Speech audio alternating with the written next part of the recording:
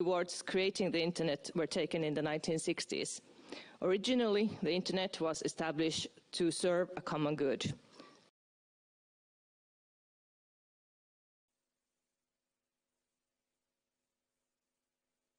Towards creating the internet were taken in the 1960s. Originally, the internet was established to serve a common good.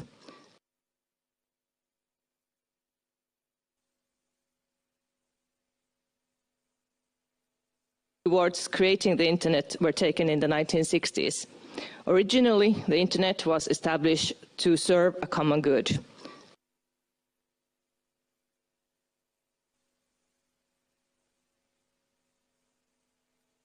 Towards creating the internet were taken in the 1960s.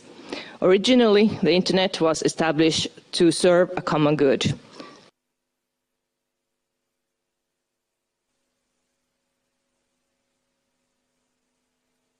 Towards creating the internet were taken in the 1960s. Originally, the internet was established to serve a common good.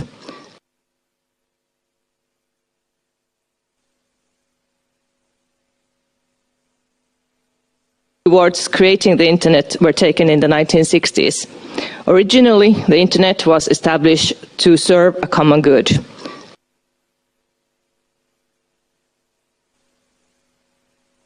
EU was introduced in 2015. Towards creating the internet were taken in the 1960s. Originally, the internet was established to serve a common good. Content and services of their choice. The aim of the regulation was to confirm the EU was introduced in 2015. Towards creating the internet were taken in the 1960s. Originally, the internet was established to serve a common good. Content and services of net neutrality is essential to securing the internet market and civil rights, such as the freedom of speech and the right to obtain information. The internet has to be a platform of learning, developing, and innovation. Safeguarding the ecosystem of the internet is an innovative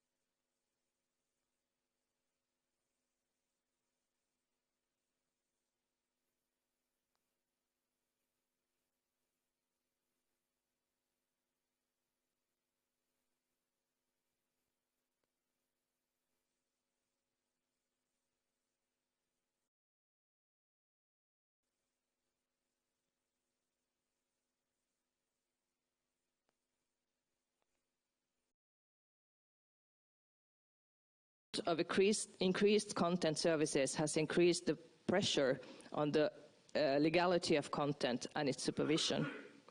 Dear friends, there are a lot of things which will change our future, especially 5G. It will provide significant higher capacity, shorter delays, and lower energy consumption. The opportunities that new technologies like data economy, blockchain, and artificial intelligence offers us will revolutionize our daily lives. We can see that in future, the internet will create possibilities to increase and utilize intelligent solutions, for example, in traffic, healthcare, and industry, to improve our quality of life. For better solutions, collected data will play a very big role. As digital times goes forward, the amount of collected data will only increase in parallel to its value.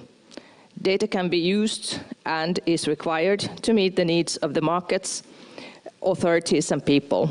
In order to make sure that the data economy and intelligent solutions can develop, the availability, quality and interoperability of data should be stressed.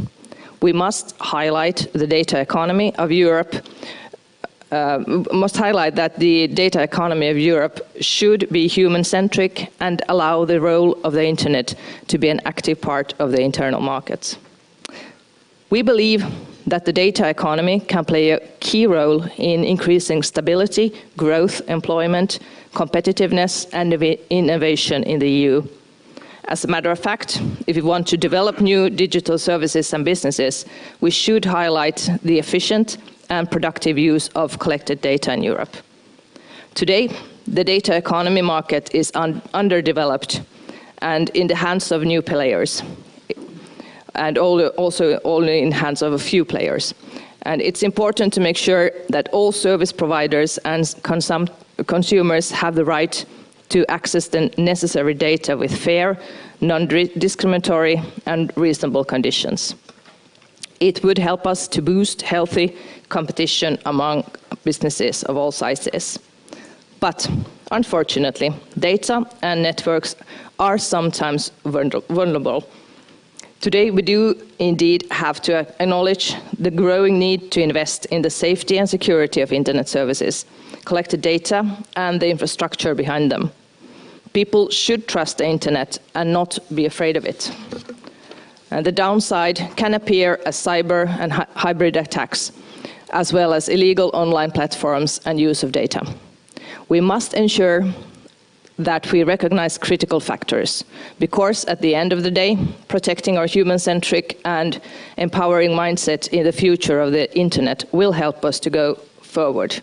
For example, the EU's General Data Protection Regulation includes an obligation that the processing of personal data should be designed to serve mankind. Ensuring respect for human autonomy, the prevention of harm, fairness and transparency can also be seen in the Commission's ethics guidelines for trustworthy EI, which were published in April this year. When it comes to safety and security, we must not forget our physical communications infrastructure behind the internet. It's important that we secure the base of the communication services. We believe that the ability to recognize possible threats to the internet and its infrastructure is based on EU-wide cooperation and that of the global network. Information security is not a new thing. We already have a regulation for that. But the world is changing and we must foster our ability to answer challenges. Dear friends, Finland will take the presidency of the Council of the European Union at the beginning of July. It will be a unique opportunity to support the fulfillment of a common agenda in the EU. We also want to become actively engaged in the discussion on the future of the EU. Promoting better regulation and openness are considered important for the future development. We should not be barriers to new technology. We must see opportunities to new ways to operate. We should give space to new technologies to enter and operate in internal markets while respecting data protection to a sufficient level. Therefore, we need to be careful to avoid over-regulation and the fragmentation of markets. European regulation should not be a barrier for European businesses to operate in the Internet's global arena. For example, electronic trade markets are important for us. Fair competition usually helps markets to develop cheaper and more innovative services for the end users. During the past 30 years, the Internet has developed into a network of specialized services which has revolutionized our life. The Internet has become a crucial part of global cooperation and the data economy and information, a place where we can express our opinions and create new possibilities and innovations for the world of the present and the future. I feel great pride because of the fact that the Finnish communication policy approach has kept its progressive and forward-looking point of view, which ensures a reliable and broad communication network in Finland. The amount of data in the mobile networks of Finland is the highest per user in the world. And Finland wants to keep its role as a pioneer in mobile networks and technologies. The latest proof of this was the award presented at the Mobile World Congress. A few magic words have been advanced spectrum policy, technology neutrality, and good cooperation with active dialogue with the sector and authorities. So we have to adopt the role of an enabler. The internet will be a big part of our lives in the future, and therefore we need to take full advantage of it.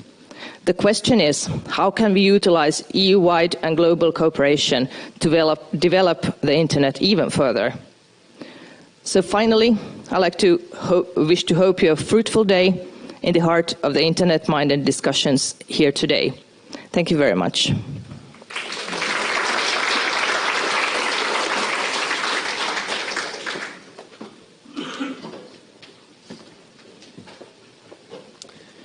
Thank you. Before I introduce the next speaker, I would like to point out that, one, we have a Twitter feed, well, clearly, very active Twitter feed, with a hashtag that you can use if you want to sort of tweet from anything going on here. There is also a live video feed from here, so we have lots of people following us from the net. So welcome to all of you who are following this remotely. Thanks for being there. So it's time for our keynote speaker. Andrew Sullivan, who is the CEO of Internet Society, has a really broad experience of the internet and the governance space, so I'm really looking forward to hearing his views. Andrew.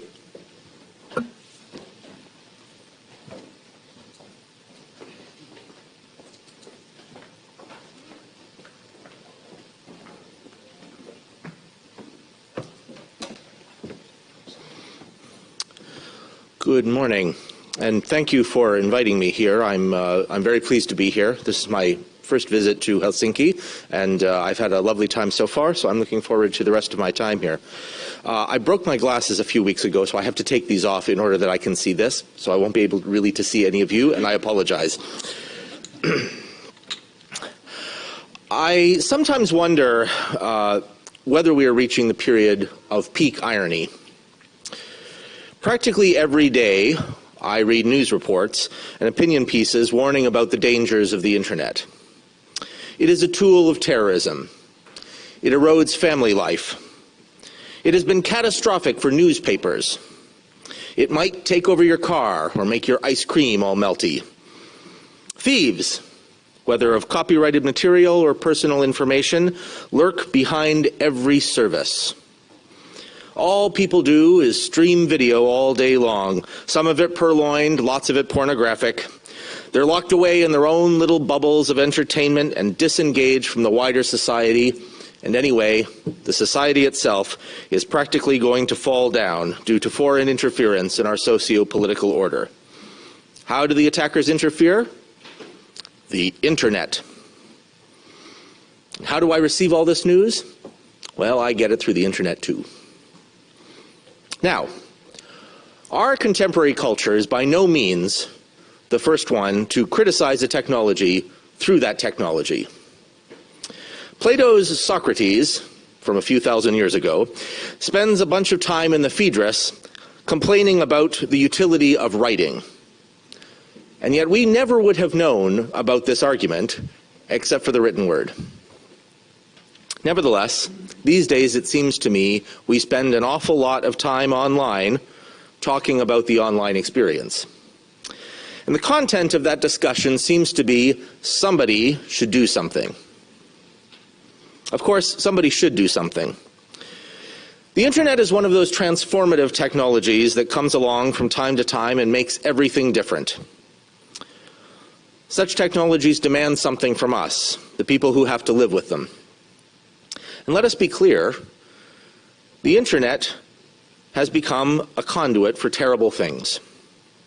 Hatred, theft, political interference, murder, these are all part of the experience on the internet.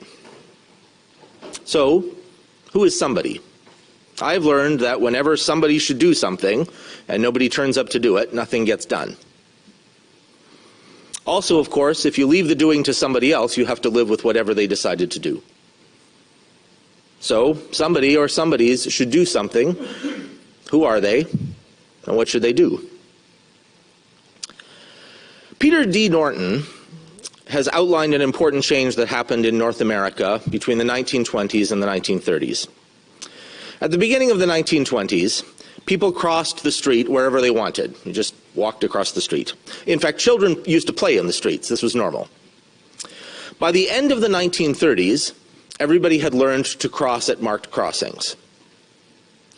Well, what happened? Of course, what happened is the rise of the automobile and the danger that a car presents to an unprotected human body.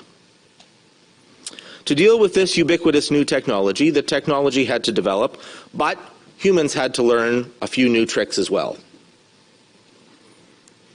But that is not the only lesson we can learn from the rise of the automobile. In 1957, you could buy a Cadillac with air conditioning, power seats, automatic headlamp dimmer, power windows, automatic transmission, power brakes and steering, a remote trunk release, and a power convertible roof.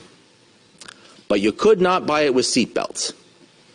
Seat belts had to be added special, welded in by your dealer. In fact, I think it was 1958 that they added the dimples to tell you where to weld the seat belts in. The American author Ralph Nader wrote a book on safe at any speed, and he said in that book that we had to forge new instruments of citizen action. Now, we got them. We got regulations, and they transformed the automobile business for sure. But the barriers to entry, because of those regulations, went up. General Motors spent much of the latter half of the 20th century fighting against various government regulations. In the 1950s, General Motors made about half of the automobiles in the whole world. And in 2008, they went bankrupt. Big changes to the business environment can mean big changes to a market.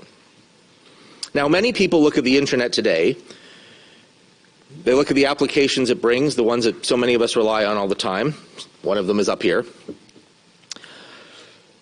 Some of the largest internet companies are saying we need regulation of the internet as well. I see in the twin glimpses of automotive history that I just mentioned a couple of lessons for us, things that should make us ask exactly what we ought to do. The first lesson is a reminder. This was a slogan that came from John Culkin or maybe Winston Churchill. We shape our tools, and thereafter our tools shape us. Anyone alive in the last few decades has lived in the automotive age, even if they lived in a place that didn't use cars a lot, or if they lived without a car. Everybody's life has been shaped by the automobile, at least indirectly. Everyone depends on it. Similarly, we are all now squarely in the early parts of a networked society. Even people who do not use the internet today are having their lives transformed by it. Because we live in this world, the technology is going to change certain facts of our lives. It will take time to shape the technology and bend it in the direction that we want. It will also take time for humans to develop a good sense of what is threatening and what is not. With the car, we needed to learn how to jaywalk. We needed to learn that there were places that you could cross and places you could not. There were new rules about how to cross the street, and it increased safety. But notice, it didn't make the streets completely safe. I come from Toronto, and pedestrian deaths are on the rise there. In much the same way, we are going to have to learn how to be safe with a technology that today is still too often too confusing to use safely. But the second lesson is that we need to be really careful about what we regulate and how we do it. So both in Canada, where I come from, and here in Finland, we live in highly regulated societies. We expect those regulations to keep us safe. But the transformative technologies of the early part of the 20th century were introduced with very little regulation and only gradually came to be regulated. Many of the regulations were initially voluntary, and they were effectively protection schemes for insurance companies. The electrical and building codes, for instance, they were mostly the result of pressure from insurance companies who didn't want to insure buildings that were going to burn down. So they wanted certain standards to be met, and those certain standards are what came to be the building code. Regulation implies a certain maturity in a market, and the regulations and the maturation of the technology itself usually go hand in hand. Now, the contemporary commercial internet did not exist at all until the middle of the 1990s. Facebook isn't 20 years old. Instagram isn't even 10. The so-called Internet of Things mostly hasn't been invented yet. We have barely begun to understand the potential benefits that the Internet can bring us. Yet these technologies are already transforming our lives, and not only for the worse. For every horror story we hear about hate speech or fake news or terrorism online, we can also find stories of someone building an income for themselves, or of isolated communities finally being able to graduate kids from high school without sending them thousands of kilometers away. This is a common feature, actually, in Canada, where I come from. We have people who live in very remote places, and they're finally graduating children from high school without leaving town. The very things that make these technologies frightening, their speed, their ubiquity, the way they make communication easy, they're also the very things that provide the benefit. There's an awful lot of baby in the bathwater. We better be careful before we throw it out. Now, Finland is plainly committed to ensuring access for everyone. The decision that you made to include broadband access in the Universal Service Safeguard stands as an important lesson for other countries, particularly ones with significant remote and rural populations like Canada. Since the Internet is made up of many different networks, it offers inherent advantages to people who want to innovate. You don't need anything special. You don't need any special permission. That's part of what has made the Internet this tremendous engine for growth. But when access is uneven, the potential is unevenly realized. So people in remote and rural communities deserve that access if they want it. And that's why Finland is an example for other countries. It makes that guarantee to its citizens. Access to the engine for economic growth, for social support, and for community building is something that is available to everyone here. Now, as usual, there's more to do. I know that you want to raise the minimum service from 2 megabits per second to higher speeds. That would be great. Some of the places that I've been, like 2 megabits would be a big step forward, which is depressing. In any case, I think that this is a really wonderful thing, and I know you're going to help those who are currently covered by a universal service provider. But it also helps the wider society, right? It increases the opportunities among those who are currently living with slow access. I'm also really heartened by the motto that you gave as you assumed the presidency of the Council of the European Union. I like this: smart connections for sustainable growth. I think that's a great motto. The Finnish delegation to the Council said it aims to involve businesses, stakeholders, and citizens alike in discussions on European data policy, and I think that this is great. I hope that this causes Finland to lead the development of policy in a way that involves not just all of those affected, but also the ways of the Internet itself, the design of the system. The nature of the Internet, after all, is that it is essentially voluntary. It's made up of other independent networks. The only policies that work on the Internet are those that provide positive incentives for the various independent networks to go along with the policy. Otherwise, the basic cooperative social arrangement that makes the Internet possible will start to break down, and that puts the whole project at risk. The policies we need require, for sure, embracing the potential of the technology. And that's not hard to defend. In a country like Finland, you have such challenging conditions for the agriculture sector, for instance, and so the potential for Internet of Things to make for more efficient farming with better water use, more accurate yield predictions, more precise and less dangerous application of fertilizers and pesticides, that all seems plain. In a sparsely populated country like this one, or like Canada where I come from, the Internet can help with healthcare, with transportation effectiveness, just keeping people in touch. Like many northern countries, Finland is experiencing climate change in dramatic and alarming ways. And the use of a cheap but reliable technology like the internet can help us face and manage the challenge. But it is necessary in this environment to find new ways of developing the policies and regulations in order to maintain the benefits of the internet. It will not benefit us to attempt to regulate the internet like a traditional utility, because it isn't one. It will not benefit us all to attempt to govern the internet by cooperating only with 5 or 10 of the world's richest companies. It will not benefit us all to mandate new pieces of infrastructure controlled by those same few companies that will be required for everyone who wants to launch a new internet service. Yet that's just been called for elsewhere. It will certainly not benefit us all to retreat to national or regional networks, tidy and controlled, but entirely unlike the instrument of human creativity, potential, and good that the internet can be. So our response must first be to develop the policies in the open. We must develop the policies by consulting widely, and with the understanding that the constituent networks need to be persuaded that a given policy is good for their network. Otherwise, the internet might become fragmented by attempts to impose policy at the national or regional levels. And let us make no mistake, the option is not the current internet or local internets. Either we work together or we will not have the internet at all.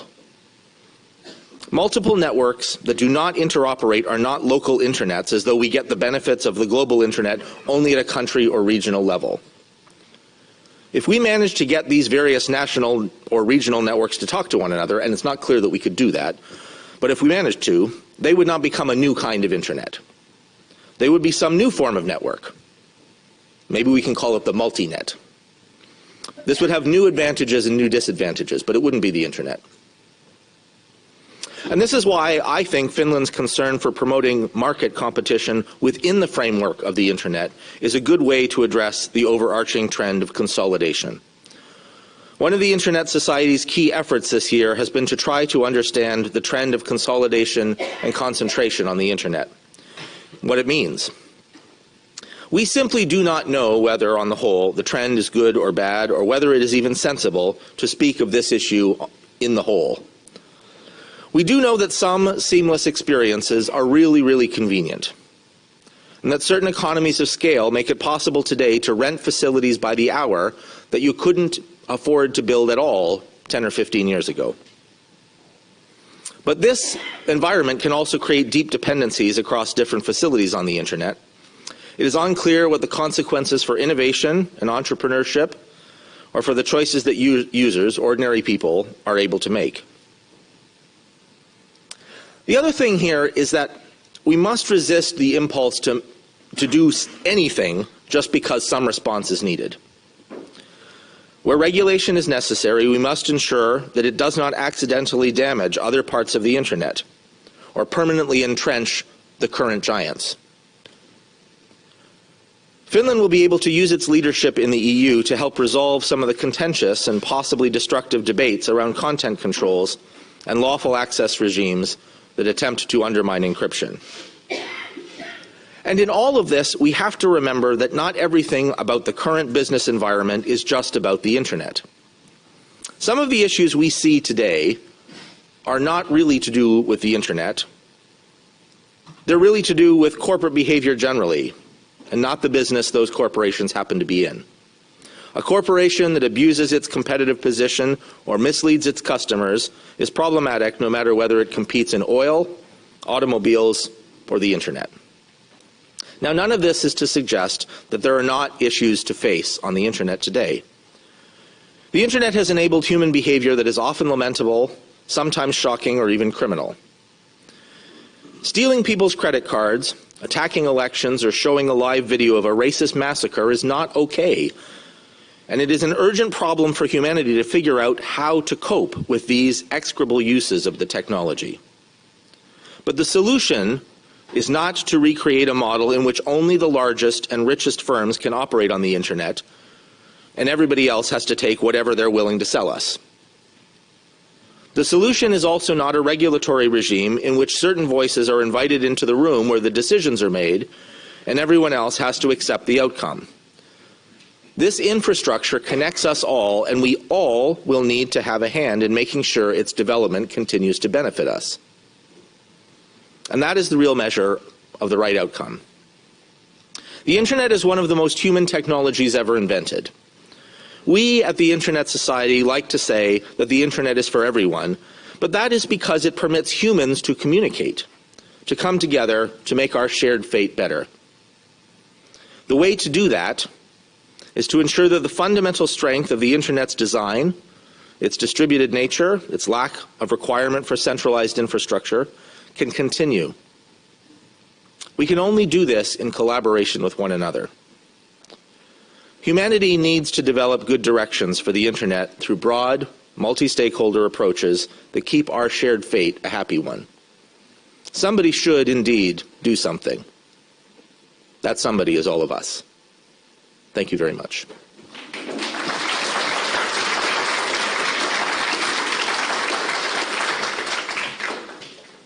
If you're okay answering some questions. Oh, that's true. So I'm opening the floor for questions to Andrew, so feel free to ask anything related to his talk or not.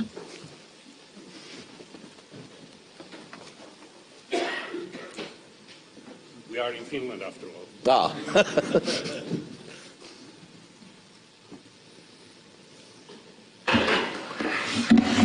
In today's local newspaper, Helsinki Sanomat, there's a big story about the Ministry of Justice and the competition authority in the US considering investigations of these big cloud players, Facebook, Amazon, Google, Netflix was mentioned, I think. What's your take on this? So one of the things I mentioned when I was talking is that some of the discussion is not really about the Internet, it's about businesses. And there are sort of two elements to this. The first part is, when you have very large businesses, it's natural that people say, hey, this is a very large thing, it's part of our society, and we are going to have rules about that thing or that person or that entity. And we need those rules because this thing is very large and it has an outsized influence on the wider society. But that isn't really about the Internet at all, right? That has to do with the nature of these very large corporations. And this was a problem that faced the world previously with oil companies, with very large automobile companies. We've had this problem with airplane manufacturers, right? There are really only two very large airplane manufacturers left in the world. And this is a common sort of thing. And so you have to ask, what is the behavior of these very large entities? But there is something about the Internet here that we have to pay attention to. And that is the nature of the activities that these corporations can be involved in have links between them that are much more flexible and can be built much more quickly than traditionally. So in the oil business, just to pick on something, it was difficult to link, your petroleum and the automobiles because you didn't have a way of locking. If Standard Oil had decided to go into the automotive business, they wouldn't have had any way of forcing you to use only Standard Oil gasoline in your car.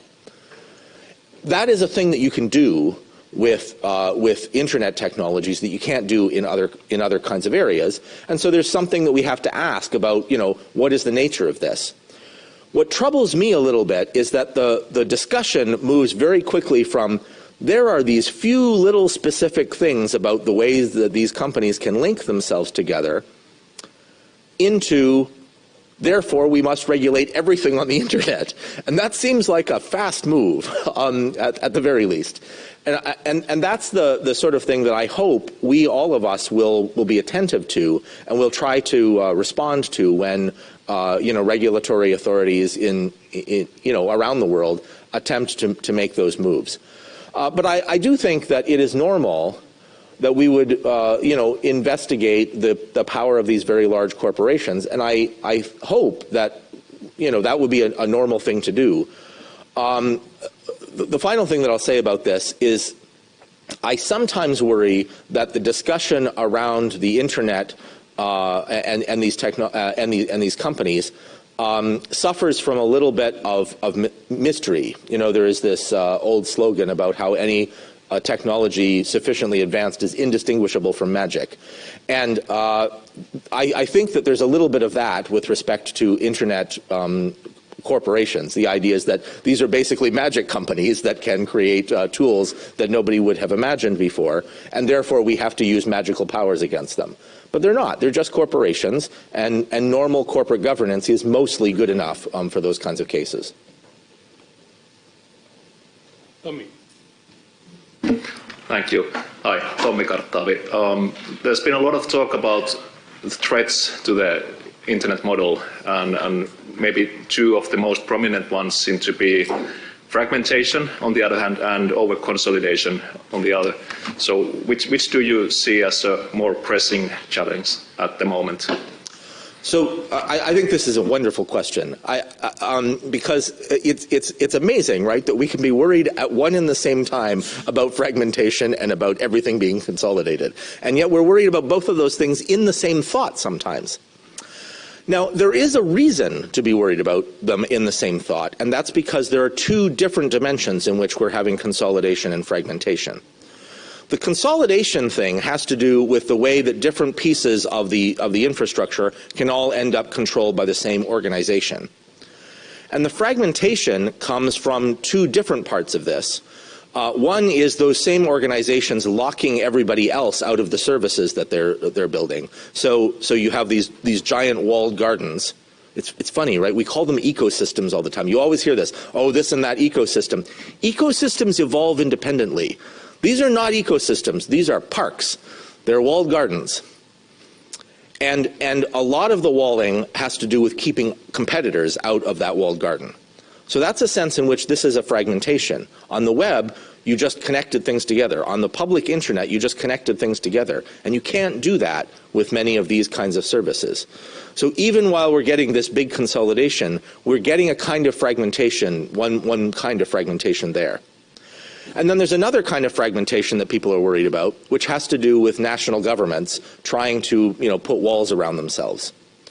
Now, there are places in the world that are quite successful at this. It appears, for instance, that right now Sudan has turned off various parts of the internet in the country.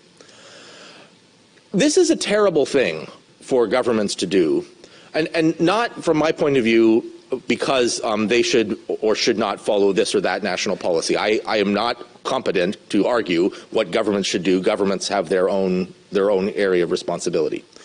But what I would say is that this is doing harm to oneself. That it's a kind of self-harm to try to fragment the internet along national lines. And the reason for that is because of the magical nature of what the internet did.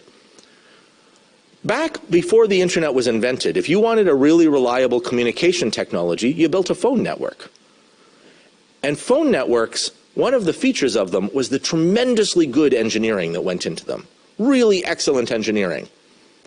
But they were really expensive. 5.9 devices. It's hard to build a thing that only breaks 5 minutes a year. It's a lot of work.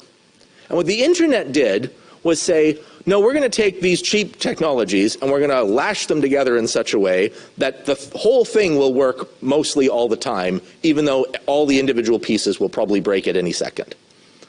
If you've spent any time working on internet infrastructure, you sort of spend all of your time in complete incredulity that the internet works at all.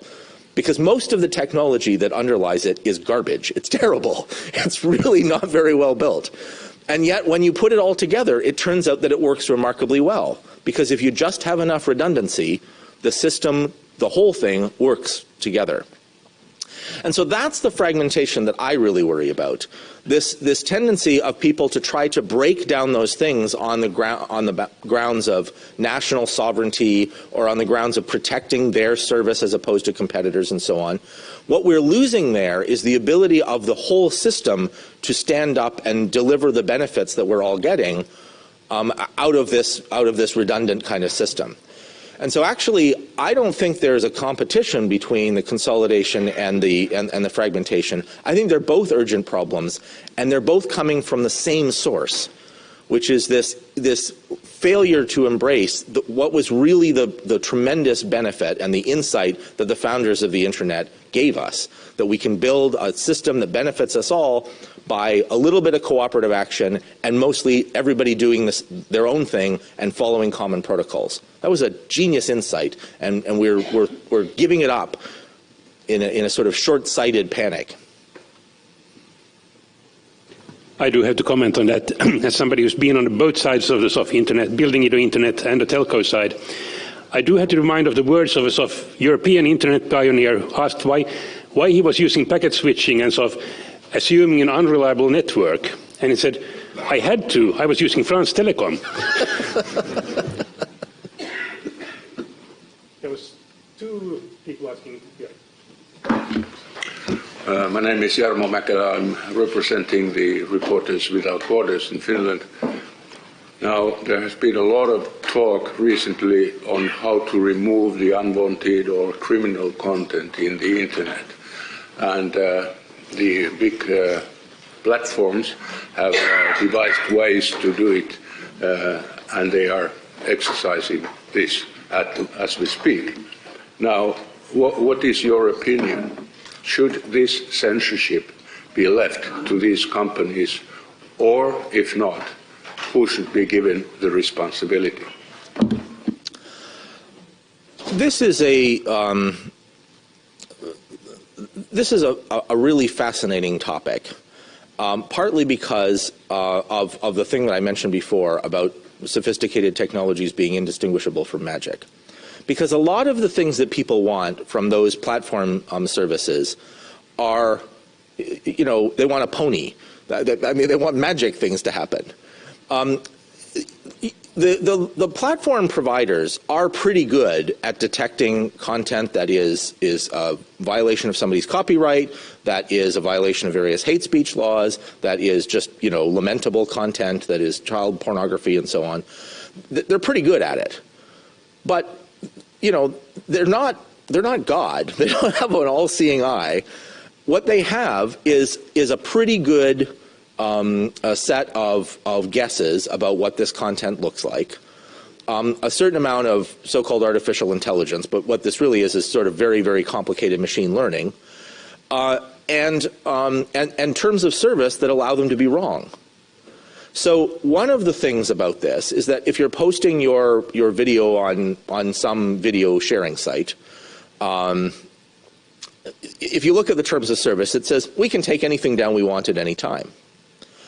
And this is what protects them when they accidentally censor your video because they think it's pornography, and actually what it is your baby, and the baby shows up in some naked way or something like that, and people get all up in arms about it. This is the kind of thing that happens to people all the time. And what's fascinating is that people who are on the margins of these discussions, the ones at the tail ends of them, find themselves very frequently unable to post things.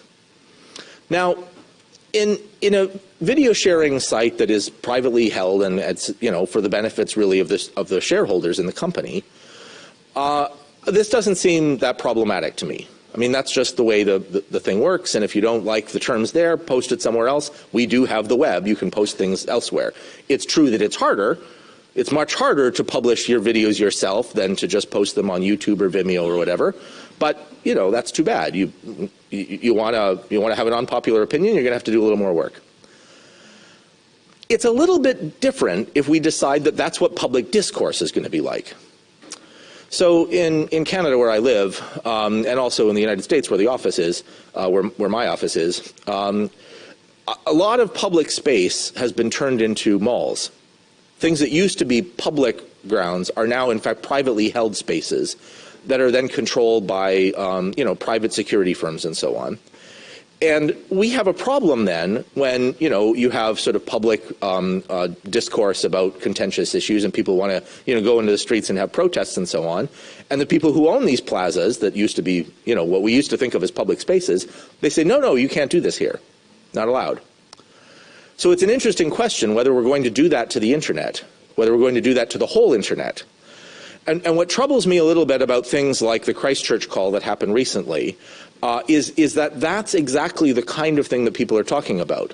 Oh, we'll just get these private companies who have this magic database, which we don't understand, to provide that magic database to everybody else, and then everybody will have to, use those facilities in order to make sure that this terrible content does not get on the internet. Now, don't get me wrong. I don't think it's okay to post videos of murdering people. I think that is absolutely disgusting. I don't think anybody should do it, and I don't think it should be allowed. But I also am not too convinced that the solution to that is to take, 4 or 5 of the world's most powerful, richest companies, take whatever biases they have in their machine learning platform, and make that the standard for what acceptable speech is on the internet. That's a dangerous thing to do. And it's dangerous partly because what you're doing is you're building into the infrastructure. I mean, this is not a political position that I'm trying to take. You're building into the infrastructure a certain architectural bias that happens to match the current architecture of the systems that those people have deployed. So one of the really interesting things about this, for instance, is that the current way that discussions happen on the internet, a lot of them are not really end-to-end. That is, when I send a message to somebody else, it's not really from me to those people. It's really from me to a web platform, which then redistributes it to my audience. And this has certain properties, because that web platform that sits in the middle of that design can look at all of the content. And so it can make sure that if I post a video of me, destroying a religious site, for instance, it can make sure that that thing is detected and is caught in the middle of that transaction, and then you can't pass it on. But people, for instance, who are living under certain regimes in the world may not want to use that kind of communications technology. They might want things to be encrypted from one end to the other all the way through. And we have some of these technologies, right? That's what WhatsApp does, for instance. It's end-to-end encrypted. The problem with that is now there's nobody standing in the middle who can do the censorship action that we just asked of it. So the Christchurch call asks for these filters to be on everything on the internet to make sure that that content never gets shared in a social media environment ever again on the internet. But these social media environments might be end-to-end encrypted. So how are you going to do this? Well, I don't know. Like, everybody has to install these filters on their phones? That doesn't seem very likely. To begin with, it seems very unlikely that the people who want to violate hate speech laws are going to install these filters, right? That's a very unlikely thing. And the people who want to consume that kind of hateful crap, are unlikely to install those filters too. So the only people who are going to get the censors are the people who are law-abiding in the first place, who were never going to do this. And so that seems to me to be one of the really fundamental problems here. Quite apart from my personal opinions about, free speech or anything like that, there's a deep architectural problem in what's happening, and that's what bothers me as the Internet society. We shouldn't have people who need political things designing our technology any more than we should have the technology saying to people, well, this is just the way your society is going to be now. I think it's perfectly acceptable for societies to say, this is what we want from your technology, and we're not going to accept things that are outside of these norms. But it's also not okay for politicians, basically, to be specifying network architecture. And I think that that's what's happening right now. That's the drift we're going into. Sorry that was a long answer, but as you can tell, I get kind of worked up about it. One last question. Thank you for your very interesting talk. My name is Severi Hämäri, and I'm adult educator from Life Learning Center, Kriittinen Korkeakoulu. And I think there's if this taking care of internet is responsibility of us all, it's also an educational issue. And I would like to know what kind of ideas you have, or the International Internet Forum has for the education about internet, because there's in Europe there's a basic skill set that is set that every citizen should have in EU, this skill set, and there's ICT skills as part of that skill set that should be for everyone. But I think that basic skill set isn't enough if we want to take better care of the internet together. So what kind of ideas you would have about this issue? Thank you. Thank you for this. I'm a failed academic. I originally wanted to be a professor years and years ago, and then I realized that there were 4 people in my year in my program and 3 tenure-track jobs in the country the year that I was coming out, and I thought, this is not a good thing. So I changed tracks. And what I studied was philosophy. What's interesting to me about a lot of the discussion that people have about, sort of digital literacy and understanding the environment that you're in and so on, is that the old tools turn out to work really well for this. So if the problem has to do with a kind of basic understanding of what the environment is, how does fake news, for instance, circulate in this environment? How do you approach things that you encounter online and understand them? It turns out that old-fashioned tools of rhetoric and tools of analysis and tools of critical thinking work really well. We don't need to invent anything new there. It's no different, the sophists who put Socrates to death and the sophists who are on the internet today, trying to convince you to vote for some crazy person, are the same sophists. They're the same people. And the same tools that worked for us in ancient Greece and worked for us in the Renaissance and worked for us in the modern period will work for us now. So that's one of the first things, that we actually need to return to this fundamental notion of literacy rather than an over-specialization thinking that the internet is magic. It's just another tool. It's another communications tool.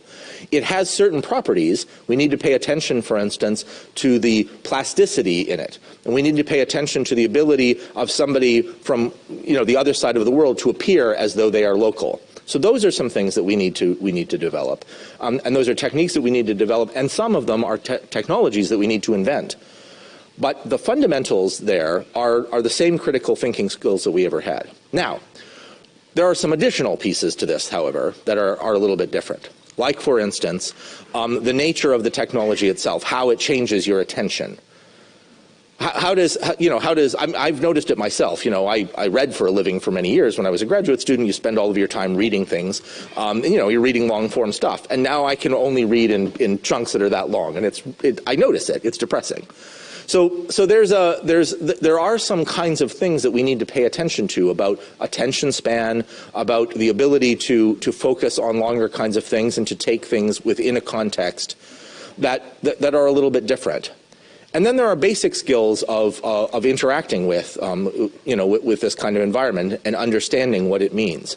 My parents are in their 80s, and they keep encountering the internet in surprising to me ways, and some of that is something that we're going to have to be alert to as a culture. We're going to have to recognize that the technology is changing very quickly. And this means that we have a responsibility to the wider society to make sure that everybody understands this. Some of that is going to take time, I'm sorry to say. It took time in the early 20th century for people to get used to the speed at which traffic moved. And some of that is something that has to happen to us. And somebody pointed out to me when I made this argument once before, but some of the way that happened is that people died. And yes, time has to pass in some cases. It's an uncomfortable reality, but it is part of it. But another piece of this is that we need to understand, for instance, what the technology is doing to young minds. We need to understand what the technology, like how this alters the kind of learning that people have. I used to have a capacious memory. I can't remember anything anymore. It's just online. I just go and look it up. And that has changed the way that I interact with the world. And I think we do need to understand that. Some of that is going to involve research. Some of that is going to involve educating ourselves in the ways to use these tools appropriately. And some of it is going to involve, just sort of basic skills. But I am a little bit hopeful because I believe that these sort of old-time skills will allow us to reach forward. Thank you. Thank you very much.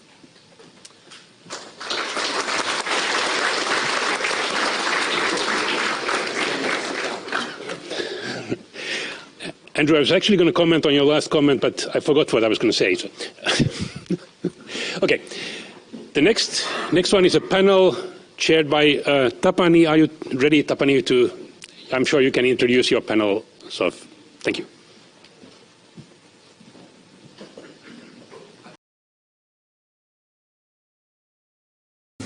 Can I have panelists coming up here, please?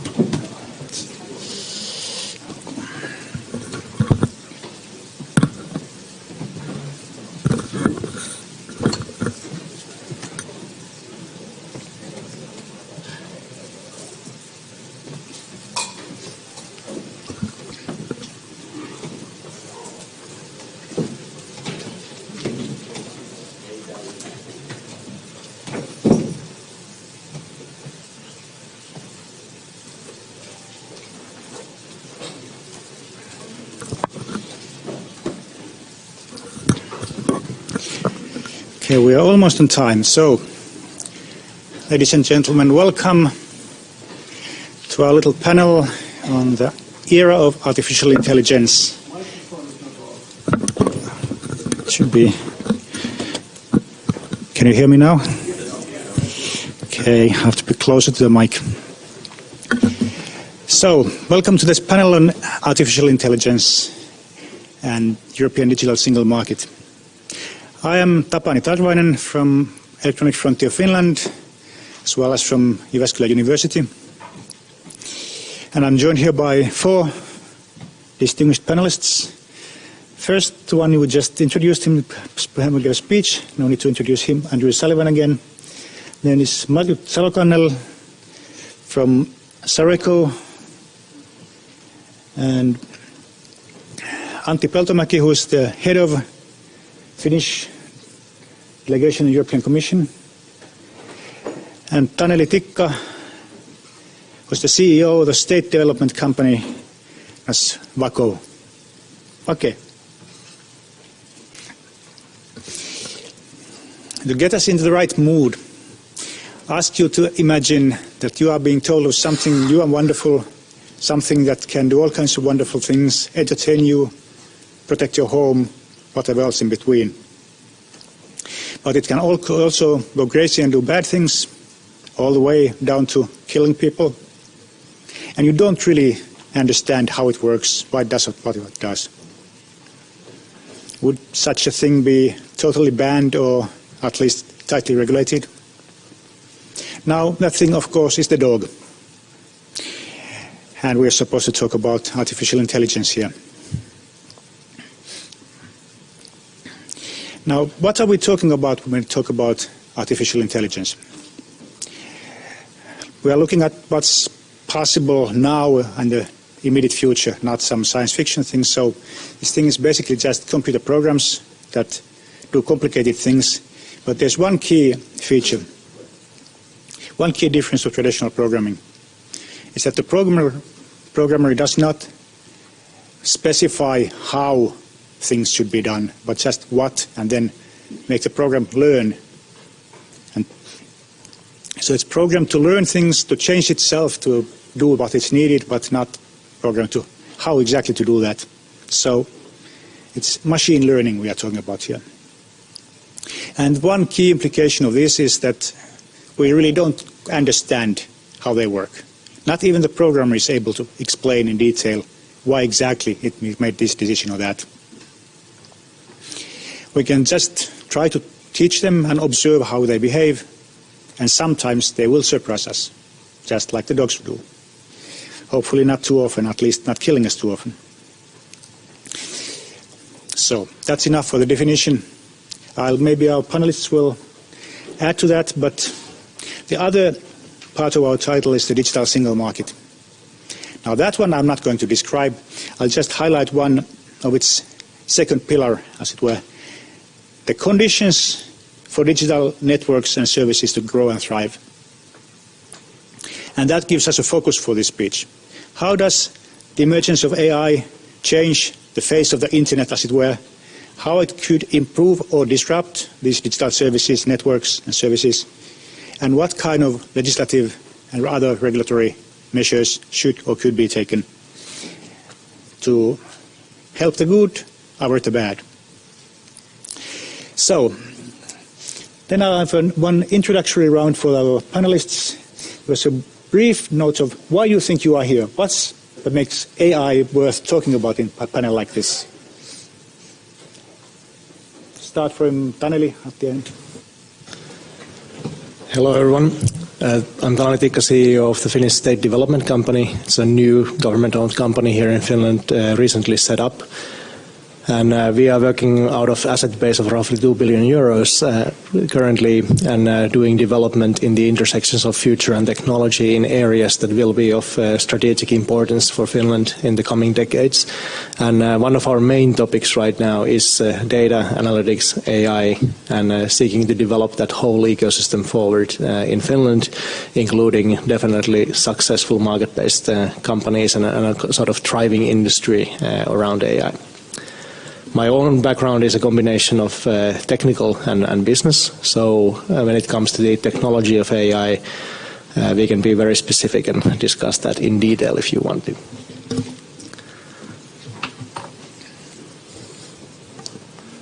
My name is Antti Peltomäki, and at the moment I'm working as the head of representation of the European Commission here in Helsinki since 1st of April, but before that I was serving in kind of as a Deputy Director General for DG Information Society and Media from years 2007 until 2012. And I think that was the time when we had, I think, the original ideas of what the digital single market should look like. It ended up of a kind of under the kind of brand digital agenda.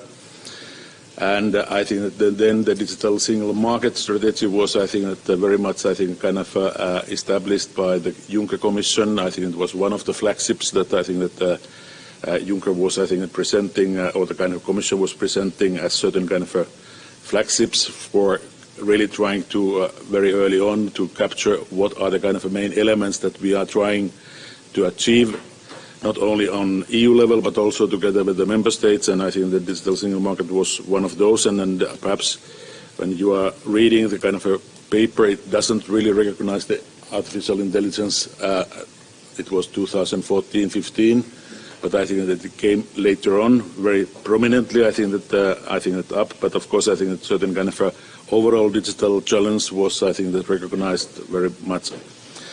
And of course, I think that now we have had kind of a different kind of work streams around. Kind of, I think there was a kind of communication on artificial intelligence, which was, I think, trying to identify different kind of challenges, being them in terms of the research innovation, also in terms of the kind of regulatory framework, as well as then I think that asking certain kind of brainstorming. And there we have had the high-level group on artificial intelligence chaired by Kala Pietilä, and I think consisting of more than 50 kind of stakeholders that have been, I think, showing a lot of interest. It's very much focusing on ethics and then regulatory issues on the one hand, and on the other hand, I think it's very much also the question that I think that if Europe wants to be part of this kind of a global race, really I think to be in the lead of artificial intelligence together with China and the US, what kind of measures in terms of the money and policy we should really look at. And I think now when we are, I think after the elections, looking for the future, of course I think now it's exactly the time to think whether there is some kind of a next 5 years kind of a plan how to proceed in terms of the regulatory issues, or I think that the kind of a research innovation policy, and I think a certain kind of a collaboration between the member states. And I can be, I think, assuring you that I think there's a lot of ideas and discussions ongoing in Brussels, and I think that's perhaps what is, I think, coming up very much. I think that when the kind of we move on towards the kind of a nomination of the new Commission and its new priorities and its new kind of agenda.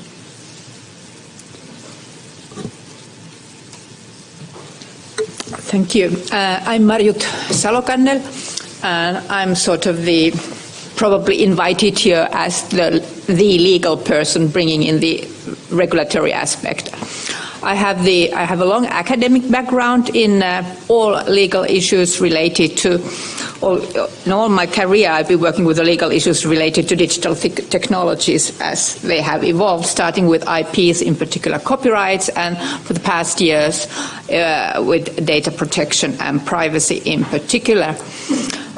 Currently, I'm working as a private legal consultant for many government agencies at the Nordic and local Finnish level. And been following very closely the EU and international developments in terms of the regulatory structure, and must say that I'm not that worried about that, and I'm looking forward to discussing that because I was glad to hear your introduction, and I'm happy to bring in my own views with the artificial intelligence. So I guess, as you all know, I'm Andrew Sullivan, and I work for the Internet Society. The reason I'm here is because, not because the Internet Society has a position about artificial intelligence, because of course you could build an artificial intelligence without having anything to do with the Internet. I'm really here because I'm interested in what artificial intelligence might do to the Internet, and that to me is one of the interesting questions. As we have these autonomous learning systems, how could they change the Internet, and what could they do to the network that we all depend on? Thank you.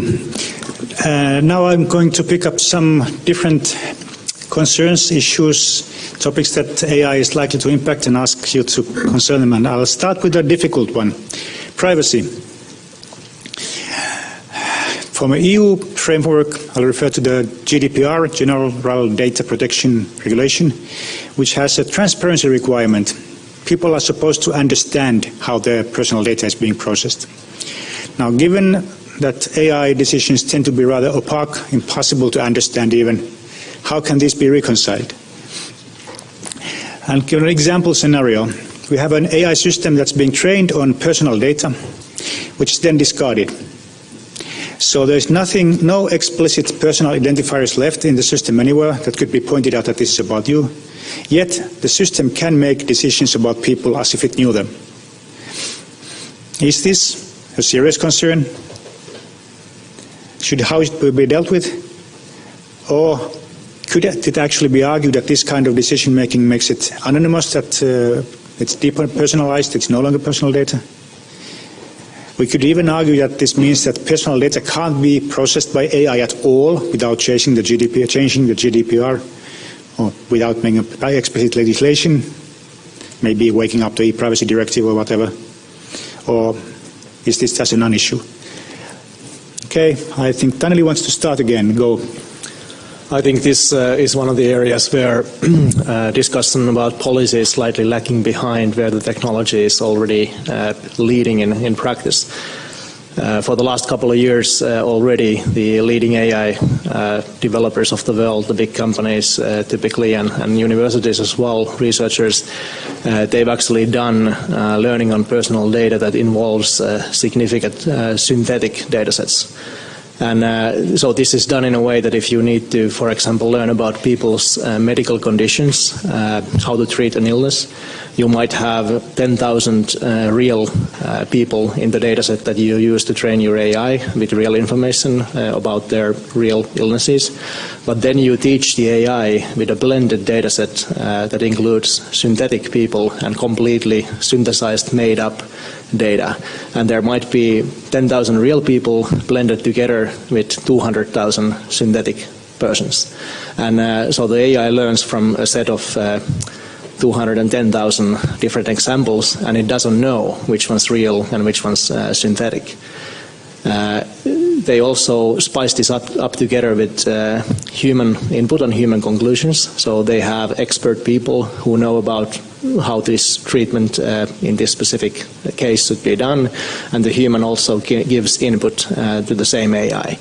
So instead of having AI systems that learn from people's private data, in reality today already for a couple of years, you have systems that learn from real data, synthetic data, and human input at the same time. Technically, there are also other methods that are being used. For example, a method called domain randomization that also comes up with new synthetic scenarios and randomizes the training data set that you use for AI. So to me, it looks like technically discussion about this particular topic has already sort of expired in a way that the technology has moved on, and we no longer seem to have leading edge sophisticated AI that would only use people's private data for learning. It uses a whole lot of other materials and other data sets for learning at the moment. And if we still address the concern itself, even though technology has sort of advanced beyond this point, this of course is a difficult issue in a way that especially the informed consent and the awareness of what a private person gets into if they click yes on sharing their data or some such decision. I think this informed consent is by far the most difficult hurdle out there, because it's so hard to inform people about this thing and explain specifically how their data gets used. And I think it's like next to impossible. So we will have to tolerate a certain degree of just not being able to inform people enough about this. It will happen, and that's really hard to address.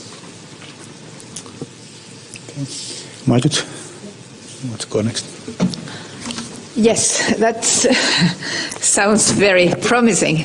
But if I start with the GDPR, which it has taken, first of all, with its provisions regarding AI, they are quite strict, in fact, in terms of transparency requirements, which can't even. They are one of the few provisions that can't even be circumvented by any ways with national law.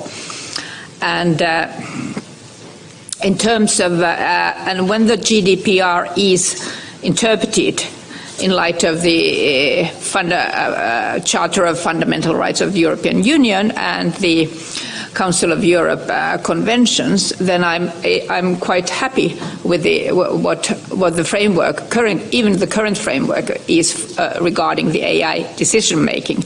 But what it really demands is that the transparency and democratic legitimacy is taken into account of also at the national level when and if legislating regarding for the governmental possibilities to apply AI at the governmental level, where we don't necessarily and in fact never need the consent. So it's based on law, and that law should also respect these fundamental values.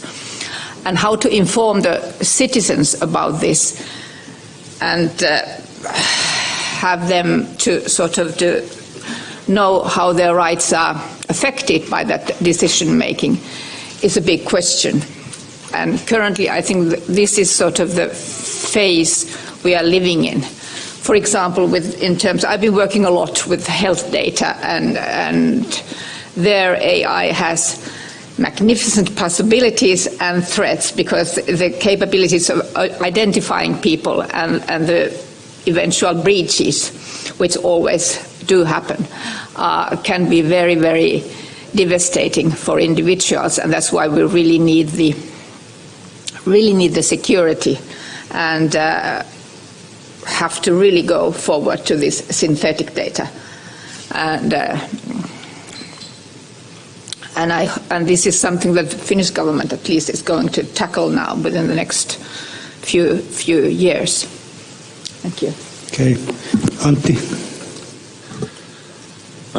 When sitting here between kind of a technically qualified member of the panel and a legally qualified member of the panel, and then perhaps my role is more the political one. And I think that whenever I think that we very early on were considering kind of what are the kind of basic principles of kind of a GDPR, I think that a long time ago, of course, I think that was a lot of discussions that when we are having a triangle of kind of values, technology, and the business models, how you would find what is the kind of level of, I think, that kind of legislative approach of defining how to protect certain kind of or advance certain kind of European basic values, being them privacy or kind of democracy or kind of things. I think that, of course, we regarded, perhaps when we were working for the ICT industry or industrial business development, I think that we were quite concerned that the GDPR is becoming certain kind of a straitjacket. This is excluding very many new type of the business models. Perhaps we are less concerned today. I think that we see that I think there are both, I think that the legal but also I think the technical means how you can really try to find out the ways how to really comply with the kind of this piece of legislation, which undeniably is top heavy and very strict. But I think that today's situation is that we hear less and less really I think kind of serious concerns that I think that there are I think the learning process ongoing that how you can really I think develop certain kind of a trusted AI or kind of a human centric digital revolution in Europe, which is perhaps a bit different than in the US or especially in China. But of course I think that perhaps Cambridge Analytica was a very good case, I think, where I think that certain kind of value of the privacy and then kind of the data protection came very clearly up, and I think that then I think we have been I think very confident that we are having certain kind of a legal instrument in place that I think that is to a great extent already serving the purpose. But at the same time, of course, I think there has been a lot of discussions of ethics and I think the regulatory requirements that are specifically applied to the AI. And I think that's why there was this kind of a high-level group, and they were issuing the kind of their own recommendation of the kind of ethical principles, where of course they are having 7 headlines. One is human agency and oversight, and then privacy and data governance, transparency. So that I think that you are really, I think it's not legally binding instrument. It's perhaps something that to be considered, whether there are any needs for the kind of, let's say, political authorities really to reinforce certain kind of new elements that are specifically to be applied in artificial intelligence, or are we relying more horizontal way of regulating? And I guess that today's situation is that I think that it's more wait and see and understand better what is really happening and how different artificial intelligence is compared to the other type of the new technologies that we are having available to us. Andrew? So one of the things that struck me about several of the remarks that people made is this sort of common theme of linking this to the privacy regulations and laws already in place in the European Union. And I think it's important to remember that those laws were adopted in response to some extent to conditions that obtained in the past. So we know that we were able to get certain kinds of data collection, and those data were put together in new ways because of the technical capabilities that had evolved. And some of that had to do with the internet and the availability of the data. And then over time what we saw was that the internet made it possible to connect multiple databases together. This is sort of incidental, right? The internet happened to be there, and that was the way that we managed to hook these things together. And we responded to that by treating that as an internet problem rather than a data amassing problem. So that's an interesting issue. One of the things that I'm a little bit nervous about under the current circumstances is that we have these systems that are able to do large analysis and novel analysis on data sets and draw new conclusions from them that no human has managed to draw. And so one of the interesting questions is going to be whether the legal framework under which we're working, which was really designed for systems where the humans were manipulating admittedly a bunch of different large data sets and putting them together, whether machine systems are going to be able to discover new stuff in that environment and do the kind of correlation work that we saw happened such that even if you had anonymized data, you all know this, right? Even if you have several anonymized data sets, if you put the anonymized data sets together, it's frequently possible to figure out who's behind them. And that fact is because it's not really possible to anonymize the data set in such a way that you really strip away all of the information. And this, of course, is part of the reason that synthetic data sets have come to be used for this sort of thing. The live question for me then is whether we're going to find a new generation of this kind of correlatory capability where you could sift out, for instance, oh, these are the real humans and these are the synthetic humans in this data set that I have. Can the machines do that in a way that humans can't? And if that happens, then we're going to find ourselves again in a situation where the law and the legal framework under which we're working is inadequate to do the kinds of things that we want it to do. And we'll have to have another tussle about how we're going to cope with this technology. So that's an interesting thing that might have consequences for how we do that on the internet. Thank you. It was a very interesting viewpoints here. At this point, does somebody in the audience want to ask something specifically about the issue of privacy and AI? Okay, there is one. Go ahead. Should I press something? Yes. Until the light turns red. Should something happen when I... Red light should come on. I pressed the wrong button. There are two, so you can press the wrong. Okay, sorry. Yes, my name is Leif Laakson, and I have some history in the internet as well. So I've been following since the 80s when the people beside my office was developing it in Finland. But all the discussions have been extremely important and interesting, and I think I would have a comment on a billion of them. But I would like to go back to one of the things of the regulations of the AI, and I already made a comment on the screen that I think it's impossible to regulate artificial intelligence or the algorithms, which is also discussed a lot. It's the data which is the essence here. I think all the effort should go into the regulation of the data. And this has to do a lot with the fact that internet is not sensitive to its content. This was sort of one of the mistakes Bob Kahn and George Strong did and we have been discussing a lot about this, and they are, in a way, trying to repair that. But I think internet should, or perhaps will be in the future, more sensitive to its content. And some of the things we are discussing here are the problem that internet it's like a road, and it doesn't really feel anything what's driving on the road. And I think the emphasis should now be in the data, to summarize it, not the artificial intelligence.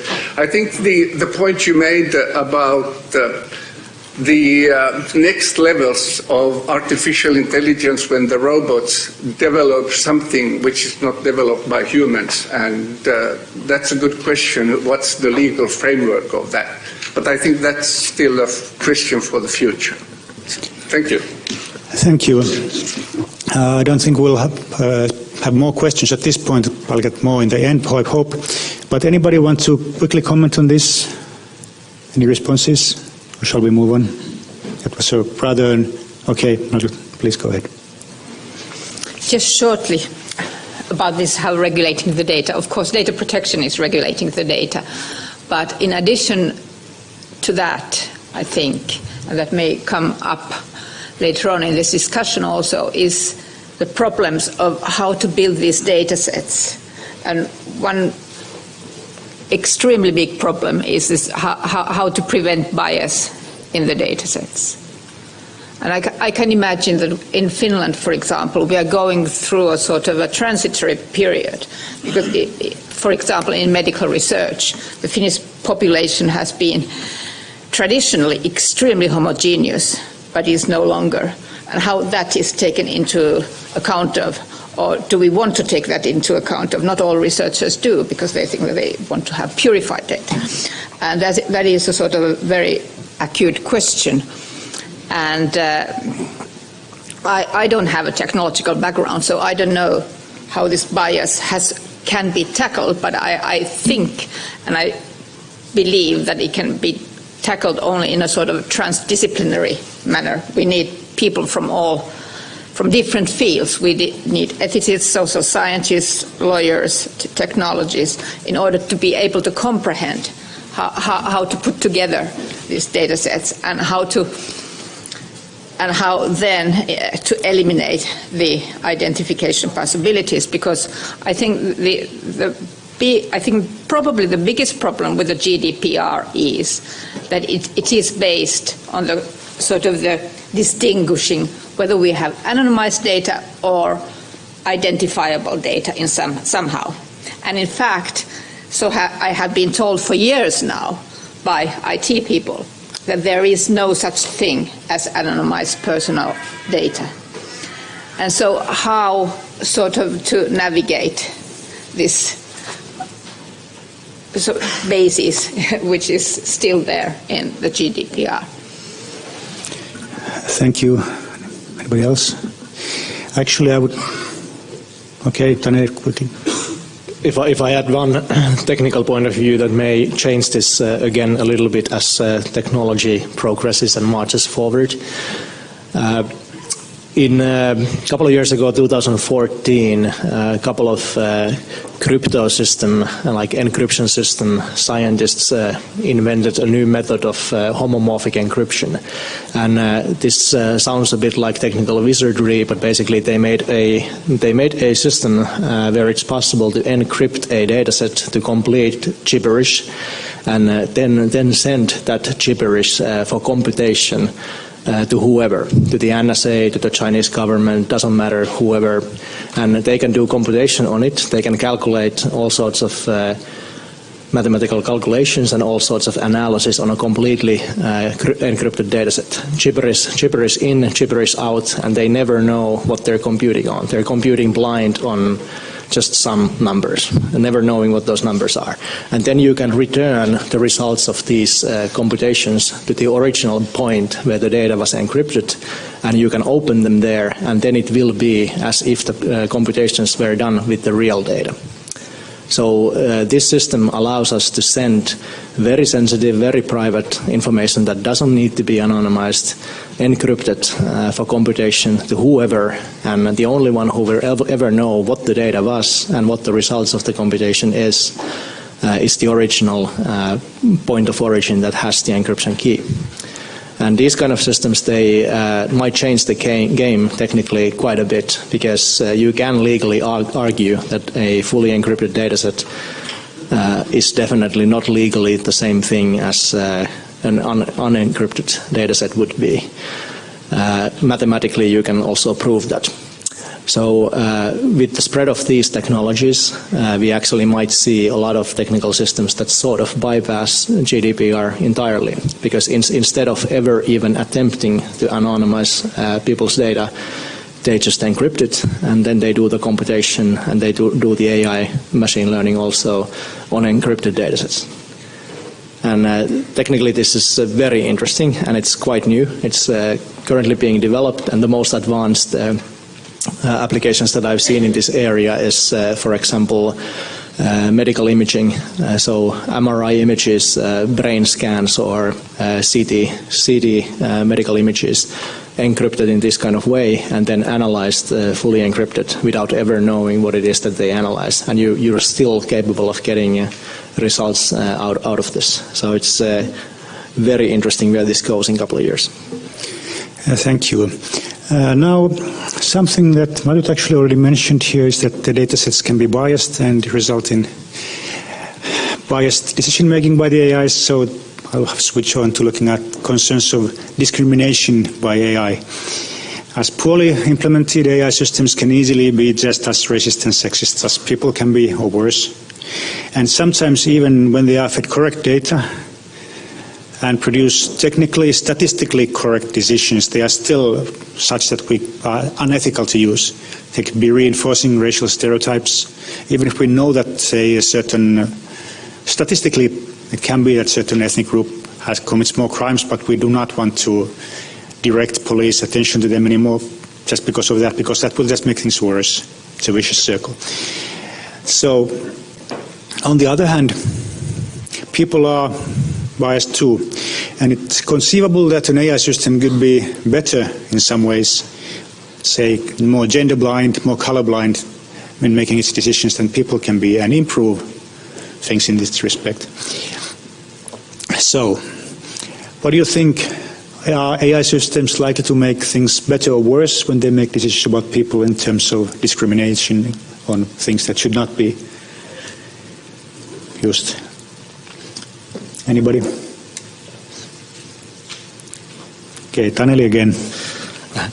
This is another really hairy issue that will have to be debated and discussed now and in the future. That there's significant hurdles in this area that need to be solved, and the AI systems, when you apply them like this, they will be more efficient than what people are capable of doing in the same domain. So, for example, if you want to know, for insurance purposes, you want to know really specifically the exact risk of any household or any car or any person, what kind of insurance risks they have. The AI systems will be able to discover much more specific ways of accurately calculating the risk or describing the risk than people would. But then, of course, there might be all sorts of biases in there and ethical questions as well. That if you find, for example, a marginalized person who belongs to maybe ethnic minority or has some other minority associations, and the risk of that person is more than the general populace, that might be true, that might be a fact, but then you have to ethically decide that how much of that is really in ways the fault or the blame of that individual, because the individual has no choice of being born any other way than they are already being born. So society has to sort of draw the line that how much can you allow for this kind of really specific risk analysis on an individual and describing their behavior and all the bias that comes with it, and how much you should, as a rule, as a policy, contribute to factors outside of the individual's control and factors that are basically contributed to society. And these lines will have to be drawn. There's one area of policy in this that might be especially useful, that if you have now and in the future government services, for example the law enforcement services, using algorithms and AI systems to prevent crime, and these systems might be biased, and if in fact you can prove that their system is biased and their system is using a data set that is a tainted data set full of biased data, then perhaps there should be a policy that whenever this is proven, it's forbidden for these organizations to use those systems anymore until they get cleaned up and until they get reset to a state where no one anymore detects bias. So these kind of issues we maybe have to take in the future. However, this whole thing of bias is a really hairy one, because it's so complicated that it really can't be done beforehand. That if you want a fully 100% proven not to be biased AI system before it does anything, it's going to be a really bad AI system, because then you limit it to rule-based thinking, and you basically limit what the system can do, and it's not going to be as good in performance and in quality. And just to demonstrate how complex these issues might be and how hard it is to figure out the exact bias, I guess almost everyone in the room is in a relationship. We have a spouse, we have a significant other, we have something like that.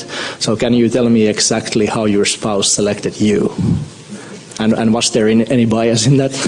And it's really hard, because we are humans, and human behavior tends to be quite flawed and complex, and it contributes to factors that make no sense at all. It's like research has sort of shown that probably one of the top decision-making factors in selecting a spouse is actually the scent of the other person, what they smell like. And would you thought of that? It's really complex. So getting this bias figured out is extremely hard. Thank you. Anybody else? Okay, Antti.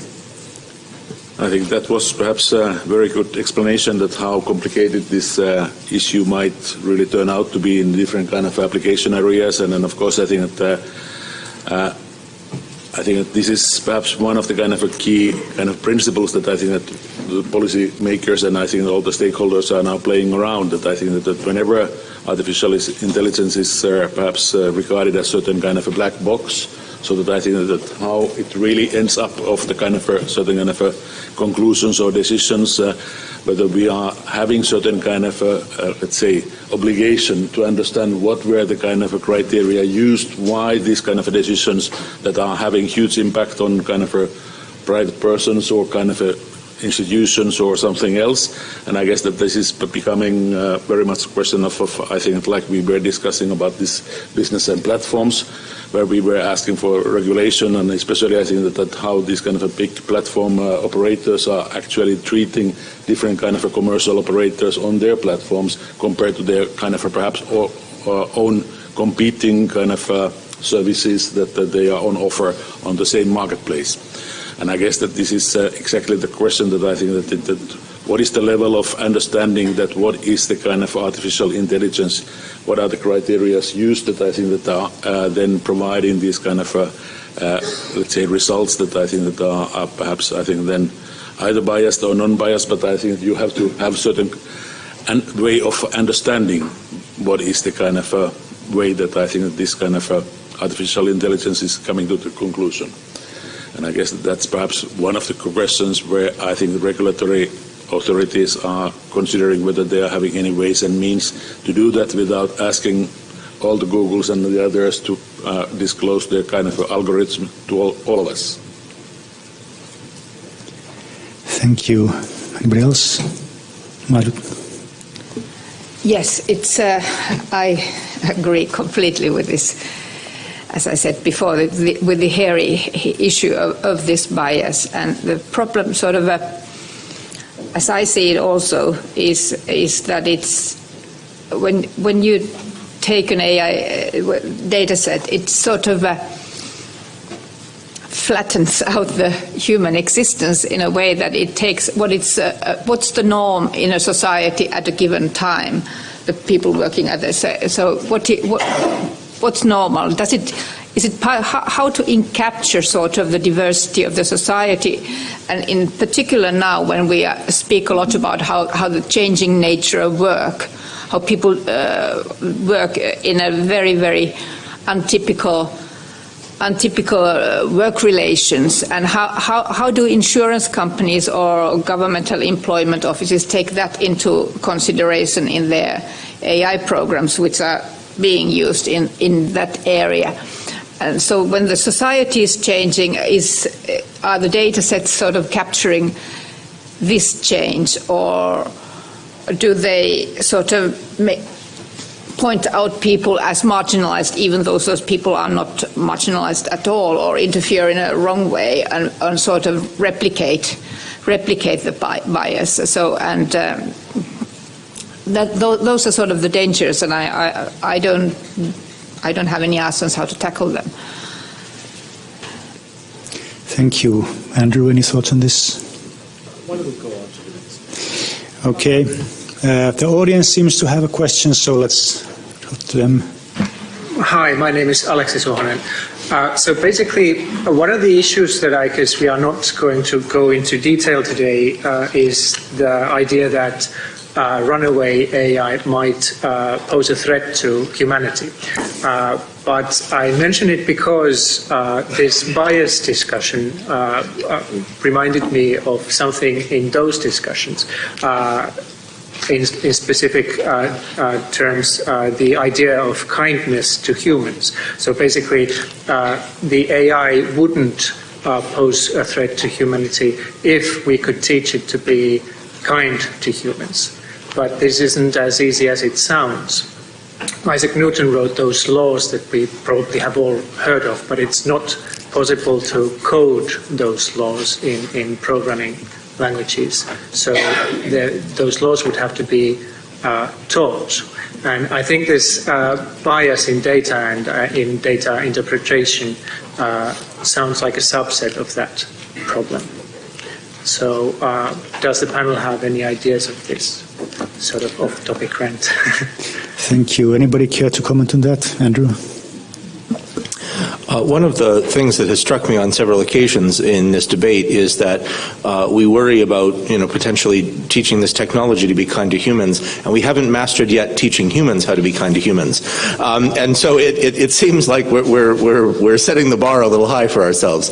But one of the things that you're touching on here is an important piece of any relationship between the society and the technologies that we develop, which is this idea that, you create a technology and we frequently stand in relation to that as though the technology is entirely plastic, that we could do anything we wanted to it.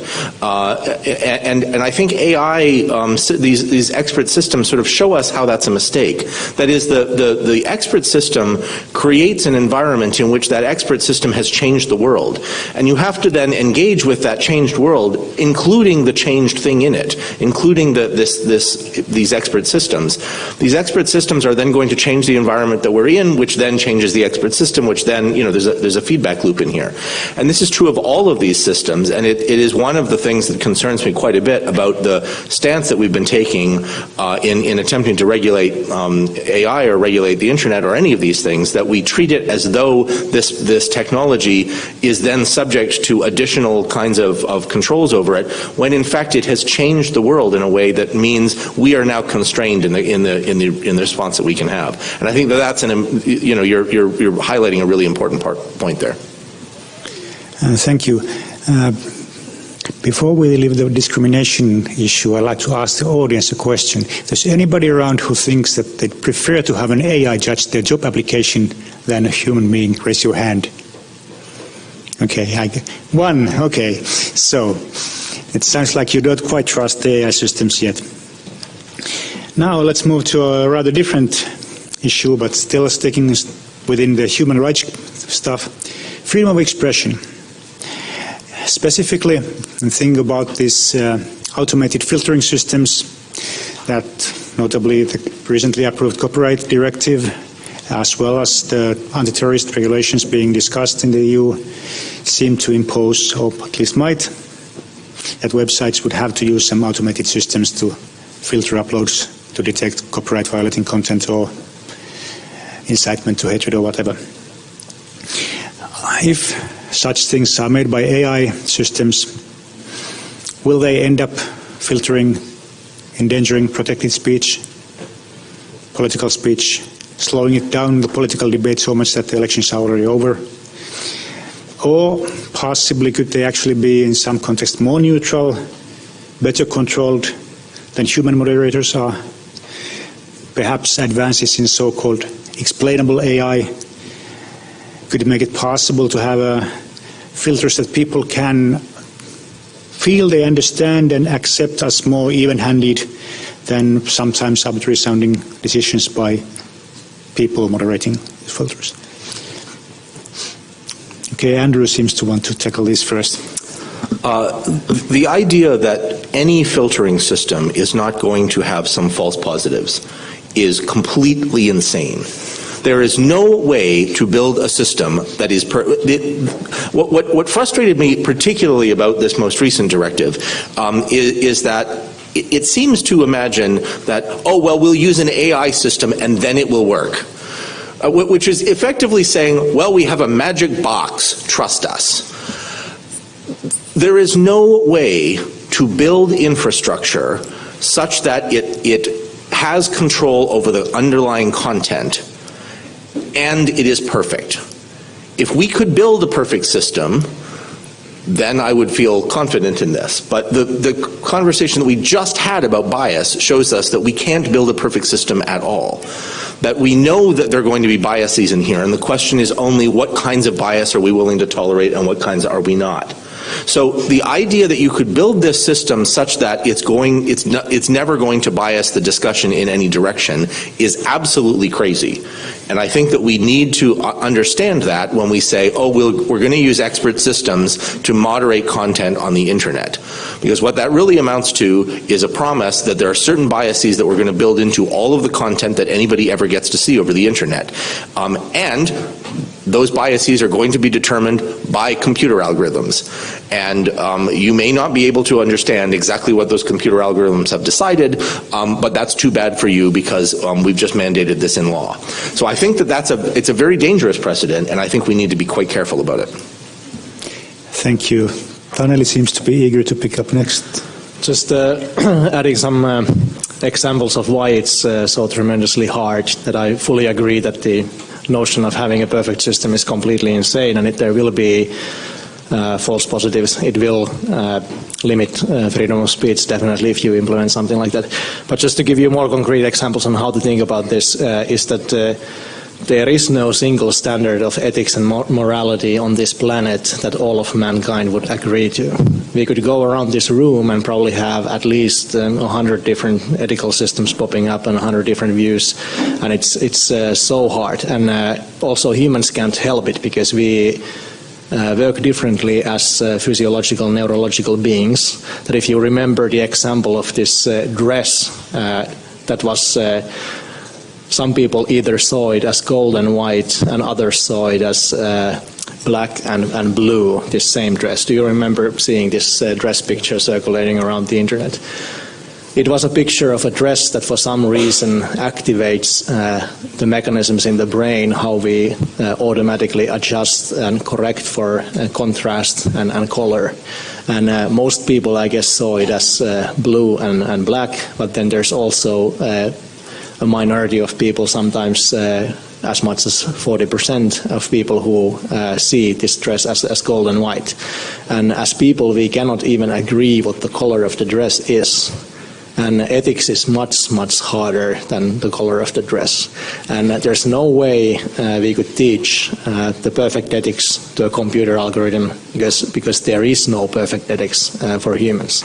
We don't agree on that. And there's no single ground truth, no single defined human opinion on this.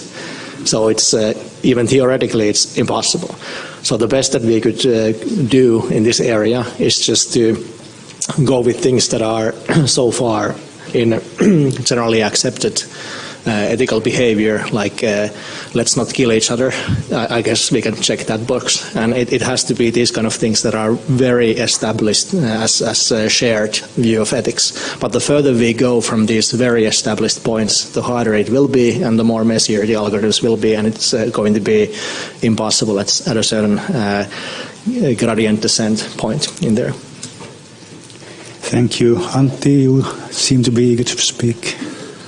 After listening to these voices of trying to show that I think that we don't manage to have the perfect systems, and I guess that's true, and I think that when we are regulators and I think that we are discussing about terrorism or hate speech or kind of things, we are having a lot of political kind of tensions around these things, and of course I think that and internet is one of the platforms where all of this is taking place. And then comes the question that how you try to address that. I think that there's a certain limits, certain kind of rules, certain kind of ways of addressing these kind of things. And at the moment we can see in the European Union that national governments are very active in their own way. And then comes a bit of the question that I think that even if we don't believe that I think that there is a kind of a perfect system in place, and I think that certain kind of violations of perhaps freedom of speech might take place, but I think that a certain kind of optimization of different kind of values that we are having, and I think that if something happens, I think that we should not be too kind of, cautious of trying to find out the ways which are at least good enough to, I think, that address certain kind of features in our societies that we don't really like. And I think that that's perhaps the challenge that we have to face these kind of tech guys, that how we can do as well as we can. Thank you. Marjut, any comments? Well, of course, there is no no perfect system, and we must not tolerate terrorism or child pornography and that such. But when I must say that I'm not happy at all with the recent copyright directive and its censorship provisions, because it does, in fact, affect freedom of speech, privacy of citizens, and doesn't sort of fit into the balance we should have between different sorts of fundamental rights, and in that respect doesn't serve the purpose because it doesn't incorporate sort of the exceptions we have in the copyright legislation to safeguard freedom of speech. And that's sort of my comment. But now we just have to live with it and see how that will be implemented at the national level in member states. Thank you. That I want to follow up a bit on the copyright directive in particular. There's one a bit technical point. It requires that the rights holders provide relevant information to the content service providers so that they can do the filtering. How can that work with an AI context? Could it be thought of maybe that they provide a pre-trained AI program they should be used as a filter with this is the relevant information, this will tell you which hour works. Would that kind of thing work? I'm trying to imagine if it could be legally understood as relevant information in this context, or whether it would be technically feasible. Could it even be as provide an external service that they require that you have to check all your data in other ways, but I don't see how that would work. But as a pre-trained AI black box, would that work, Andrew? So, I mean, technically, of course this is feasible. It is, of course, always possible to ask the large copyright holders, does this violate your copyright? And the answer is going to be, I predict, almost 100% of the time, oh yes, it does. Please give me money. So part of the problem here is that the interests, what we're trying to do is solve use a tech fix and apply that in a case where what we really have are competing interests. And the magic, the sort of magic political move here is to convince everybody that this is a technology problem, which it is not. What this is a political problem where we have to work out the different kinds of interests. And when you say, oh, well, we'll just use AI to solve this problem, what you're really saying is magic fairies will come and solve this problem for you. That's what that move is. And I think that what frustrates me about this kind of move is that it's an attempt to bamboozle us into believing that there's a simple technical fix to this. If we just apply enough AI, then eventually the magic result is going to come out. And that is never going to be true. What's going to happen instead is that system is going to be trained to be biased. It's going to be trained to be biased because that's where the money is, and I think that that's an important fact about this. We need to treat this as a political tussle rather than a technical question. Thank you. Anybody else? Anybody want to consider if an AI system could be the relevant information in the sense of the copyright directive? That's a tough one, I know. Okay. Okay, there's an audience question, please. Jarmo Mäkelä. I have one question, but it has two roots. First of all, it was said that we have no universal ethical standard, no universal ethical code, which I fully accept. But when the big companies are now feeding in restrictions into their algorithms, they are feeding, in fact, a universal system which is applied all over the world similarly. Now, whose ethical system goes into this algorithm? It is the ethical system of those writing the algorithms, I suspect. And that probably is not what should be or would be okayed in all parts of the world. The second is, which I also fully accept and appreciate, is that no system is perfect. There is going to be problems with the systems, whatever systems you build it, whether it is run by or administered by humans or artificial intelligence, there will be problems. My question is the following. What should be done if I notice that a mistaken decision has been taken by a company, my material has been removed, I feel that this is not correct? How should there be a system of appeal? Should there be a system of corrections? And who should run this system? Thank you. This is a bit sidetracking us here, but it is a very good point in the copyright implementation discussion here. But I'm not sure I see much of an AI angle. Any systems, or maybe in that any decisions made by the AI should be appealable to people, and that, of course, it would make sense. But otherwise, anybody? Okay, Antti. Trying to be very simple, I think that if it's based on any kind of a legal requirement, and then whether it's implemented by the humans or by the artificial intelligence, it doesn't matter. You have to have certain kind of a remedy of defending your own rights in kind of a system in place in Finland or kind of a European Union or United States. And I think that then whether it's enough or not, I think that's to be then seen. But I think that I wouldn't say that it's very much different that whether it's done by artificial intelligence or any other means. Okay, Taneli. This is a point that the big technology companies implementing these algorithms have recognized also themselves, and they've realized that in most cases the one who's writing the algorithms and sort of deciding what ethics this algorithm roughly follows is quite probably a young male programmer who's putting that in. And does anyone want that person to be the sort of judge of ethics for us all is very questionable. And these companies, Apple, Amazon, Google, Facebook, Microsoft, so forth, they've established this organization called Partnership on AI.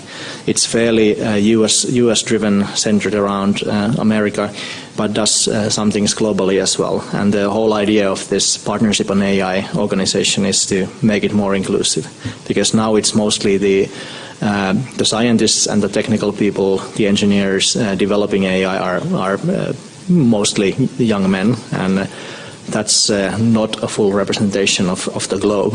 So the purpose of this organization is to include others, include people that are not even online, to make their voice heard, to contribute to the development of AI. And I think right now there's no Europe-focused organization that would exactly do the same, and I think Europe would need one. And we would need one here that also has a European angle, takes into account our culture and history and what we have in Europe. Would be important. So I guess I'm saying we cannot leave these ethical choices to the young male programmers to do for us. It has to be more inclusive. Thank you. Before I hand it over, an action point for the government folks along us. Think about setting up such an organization here. Antti.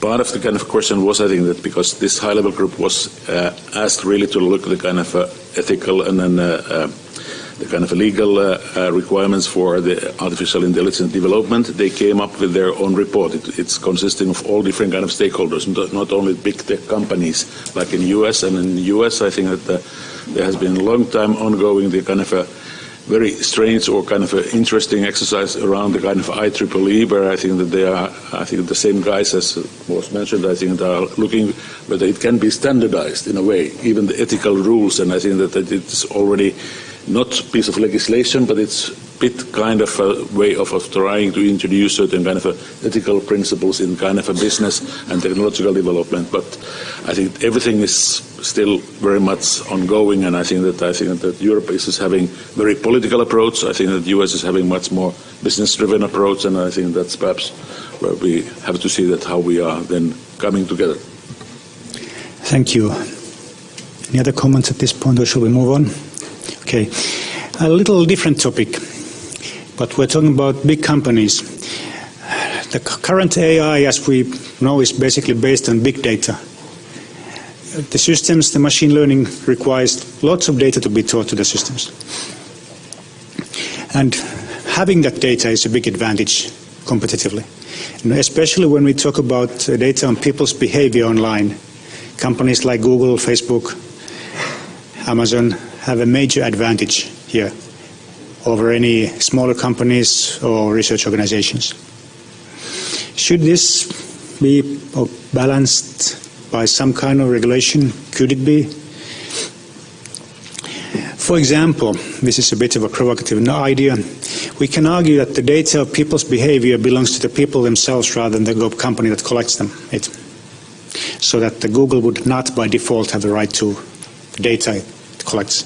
And then on this argument we could argue that this data should be handed over to accessible on equal levels by whoever the people choose, maybe with equal terms to all companies, that if Google wants to collect information on European consumers' behavior, then European companies should have access to that data. This may be rather far-fetched, but still it is an issue, and maybe you'll want to consider, if anything, any kind of act of balancing access to this kind of mass data, to balance the research options for smaller companies, universities, whatever, this would be possible. Ideas? Is this an impossible question? Okay, Taneli. It's one of the areas that we as an organization, as the Finnish State Development Company VAKE, are now looking to develop is an area called my data that definitely hits these same points. The whole notion that people's data is their own, it's my data, and then you would be able to control it, broker it, sell it, and even go into systems that are trading on consent to use somebody's data. It's like I can sell my consent to use my, let's say, logistics and traffic information, how I use public transport and how I drive my car. I could sell that data set and sell the consent or trade the consent of using it. And there would be marketplaces, there would be functional systems in the near future that would deal with this, that would broker people's consent and the associated data that comes with it. And this my data area is sort of technically already quite feasible to get it done.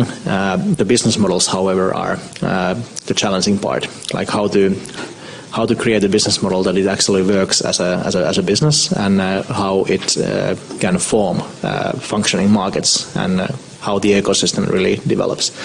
And we're trying to figure it out. That we are organizing the first big challenge around my data, inviting specific teams to try and solve it in less than 2 weeks, and we are continuing on the effort and trying to get these models figured out.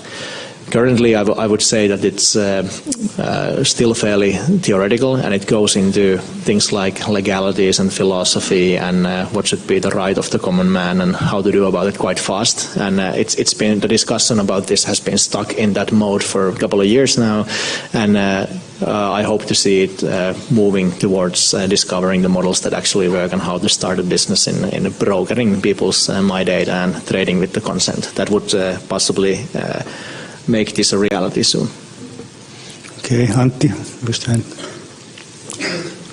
I think that what comes to the kind of personal data, of course, I think these kind of business models are under development. I think that there are plenty of interesting kind of ideas how you could monetize your own data, and then I think that using these kind of legal instruments that we are having in place, that I think you really need kind of a informed consent on using your data, and then how you could really, I think, start to do that in a way that I think that also the kind of, as a consumer or private data owner, I could start to benefit, and then I think that it's a bit kind of or not only one-way street, but perhaps more often so. I think this is the business-to-business type of question, and I think there we have been, I think, seeing now the kind of quite a lot of many kind of competition policy cases by our hero, Madame Vestager, who has been challenging Google's and many other, and especially it's very much a question of how you use your dominant market position, especially this is related the kind of a platform economy type of the where we are seeing perhaps I think that how you can really access the data, and I think that using not only the data but also the kind of a platform as certain kind of on your own benefit, which is perhaps unfair competition.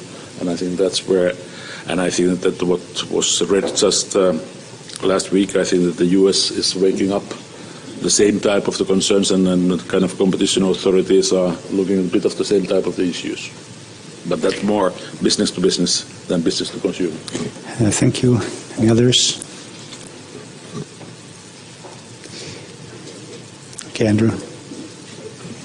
One of the interesting things about this question is that it assumes large data sets controlled by organizations. And that is, in fact, what we have built. But of course, we're here at an internet forum, and one of the things that's interesting about that model of how we work is that it's not a very internet-like thing to do, right? The way that we've taken the internet and we've generated a lot of data from that, and those data are all in a big pile under somebody's control somewhere. But the internet actually enabled another way of working on this that we didn't do, and that was to keep the data with you. Data about you could live with you or could live under your control, and then you could grant permission to that data when people want to come along and query it.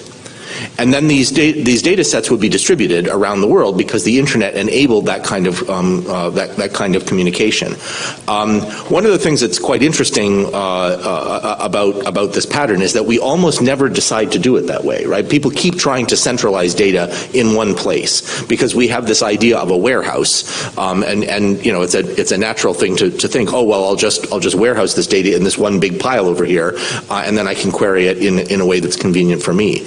So one of the things that is interesting, and I think the My Data initiative is an example of this, there's an opportunity to break this mindset and to try to convince people that what we really need to do is distribute the data once again, have the data under people's control, and then it allows people to make decisions about what kinds of queries would be acceptable, what kinds of things I'm willing to participate in, and what kinds of things I'm not.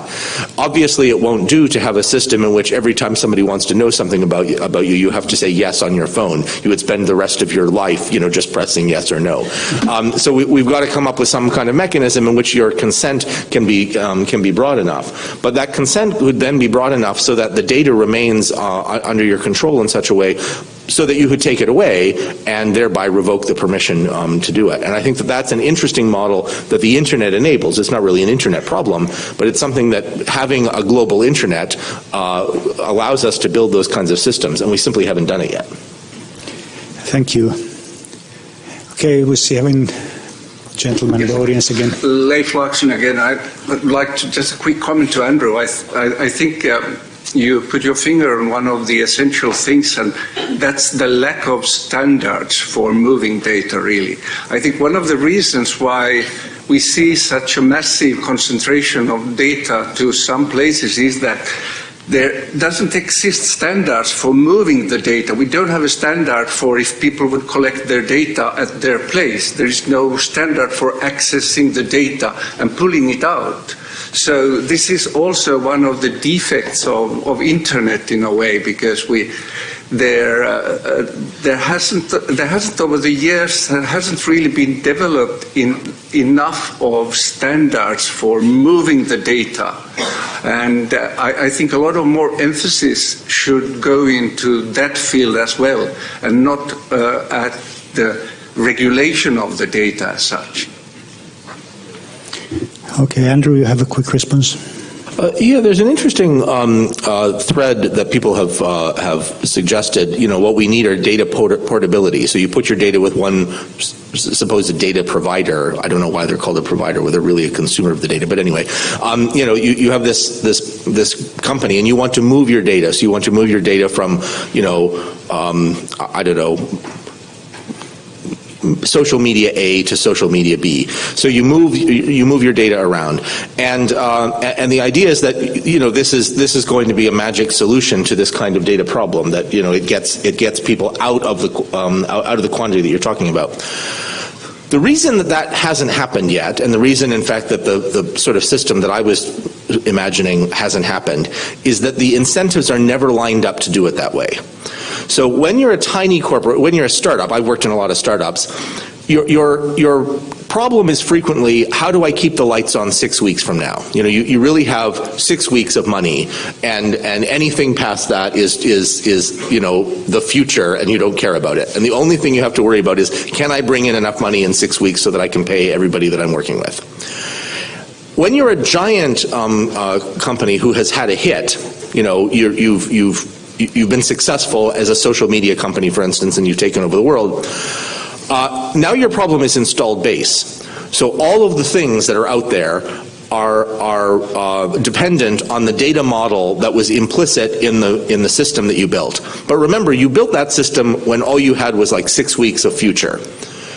So in the first case, when you're building the system and you don't have any future yet, you have no incentive to build the data in a carefully modeled way, in a way that there's a solid data model behind it, which would then allow for portability in the future, because the only thing you want to do is, what can I sell right now in order to keep the lights on? And once you've had a hit, you never have the incentive to go back and rewrite it, because every single thing you do there is now cost, right? You have to push all of that out to everybody else. And there's no point along the trajectory from the startup to the giant success at which it's the right time to say, okay, I'm going to stop building any features that anybody will pay me for, and instead I'm going to spend time on doing a nice clean job of this. This is the history of every piece of internet software I've ever worked on. And they're all garbage this way, because that's how things get built. So the real question I think that we have to face is there a way that we could line up the incentives so that it makes it possible for people to develop a data model so that it's portable? And I don't have a really good feeling about this. I was involved in a workshop not that long ago, for instance, about semantic interoperability for the Internet of Things. So semantic interoperability really means, like, how do I make all the kinds of light bulbs do the same sort of thing? So you know, light bulbs are dimmable, right? They can be brighter or there are 5 or 6 different ways to tell the light bulb how bright to be. Because there are, you know, like be small, medium, large kind of brightness, or there's like 1 to 10 or 1 to 100 or something like that. And then there are, you know, degrees of lumens, and then there's wattage, like how close to the maximum are you? And these are all different ways to express the same thing. And that's one dimension of just light bulbs. And none of the manufacturers can agree on how to do this. So what you have to do is build an interoperability layer, and this is all overhead on the system. And so that would be true of every data interoperability plan that we might come up with. And so the question really is, how do we align the incentives so that it makes it sensible for anybody to do that? And that's a hard economics question I don't know the answer to. Okay, good. Okay, Madut. If I just track back a little bit to this data monopoly issue where we started with, and I see that, first of all, competition law, and Madame Vestager has been great, and I really hope that she continues, but we will see.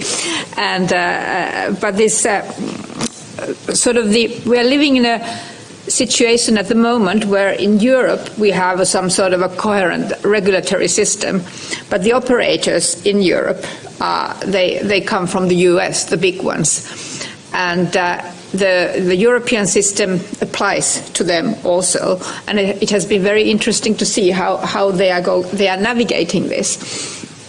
And in Europe, individuals have control over their personal data, whereas in the US, there is no such federal law. California is coming close to that, but there's no such federal law, and these big companies are sort of racing now, and their cooperation is one good example of that. They want to go ahead and, in fact, prevent such a law coming to place. But what I see interesting is data portability and my data issue, that they are sort of things that sort of mediate in between, that you can sort of, from individual's point of view, you can sort of work through this system. And it will be interesting to see how things develop and whether there is a chance, because, for example, the data collected by the government is not consented, and it's there, and at least in Finland at the moment, it may be difficult for individuals to use it in my data environment, and which is something that you will probably look into, and maybe there would be a way to change it. And a very good example, well, I can see that, for example, in medical research, the sort of the ethical guidelines, even though the legislation is different, in the US the researchers are in some respects more ethical, and they are more sort of consent bound and ethical review bound than in many, for example, in the Nordic countries. And so it's more sort of respected. And also when you read this is my personal experience, online journals, now that the US journals have sort of adapted to the EU environment, I think, well, of course I can't see behind the black box, but sort of at the front, when you have the possibility to say, don't track me, only the necessary cookies, and it works, and it's simple, and you can do that. But whereas with regard to, for example, many of our local newspapers, even the biggest one, it doesn't work.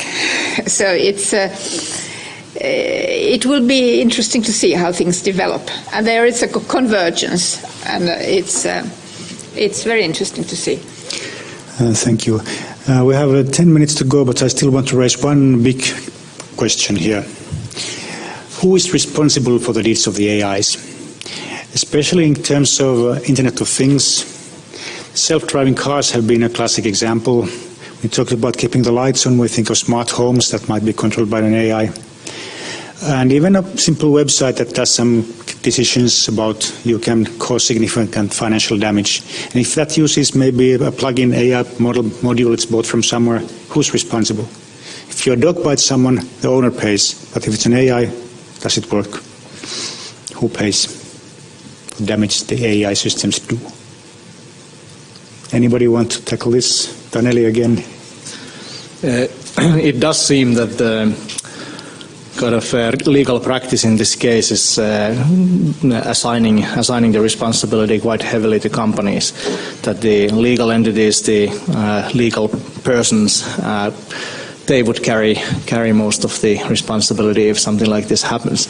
And of course, we have already seen cases where sort of companies immolate and self-destruct by being bad at AI. That we've seen Wall Street trading firms having a flawed algorithm, and all of a sudden their flash trading algorithm starts doing something crazy and causes them 100 million of losses in a split second.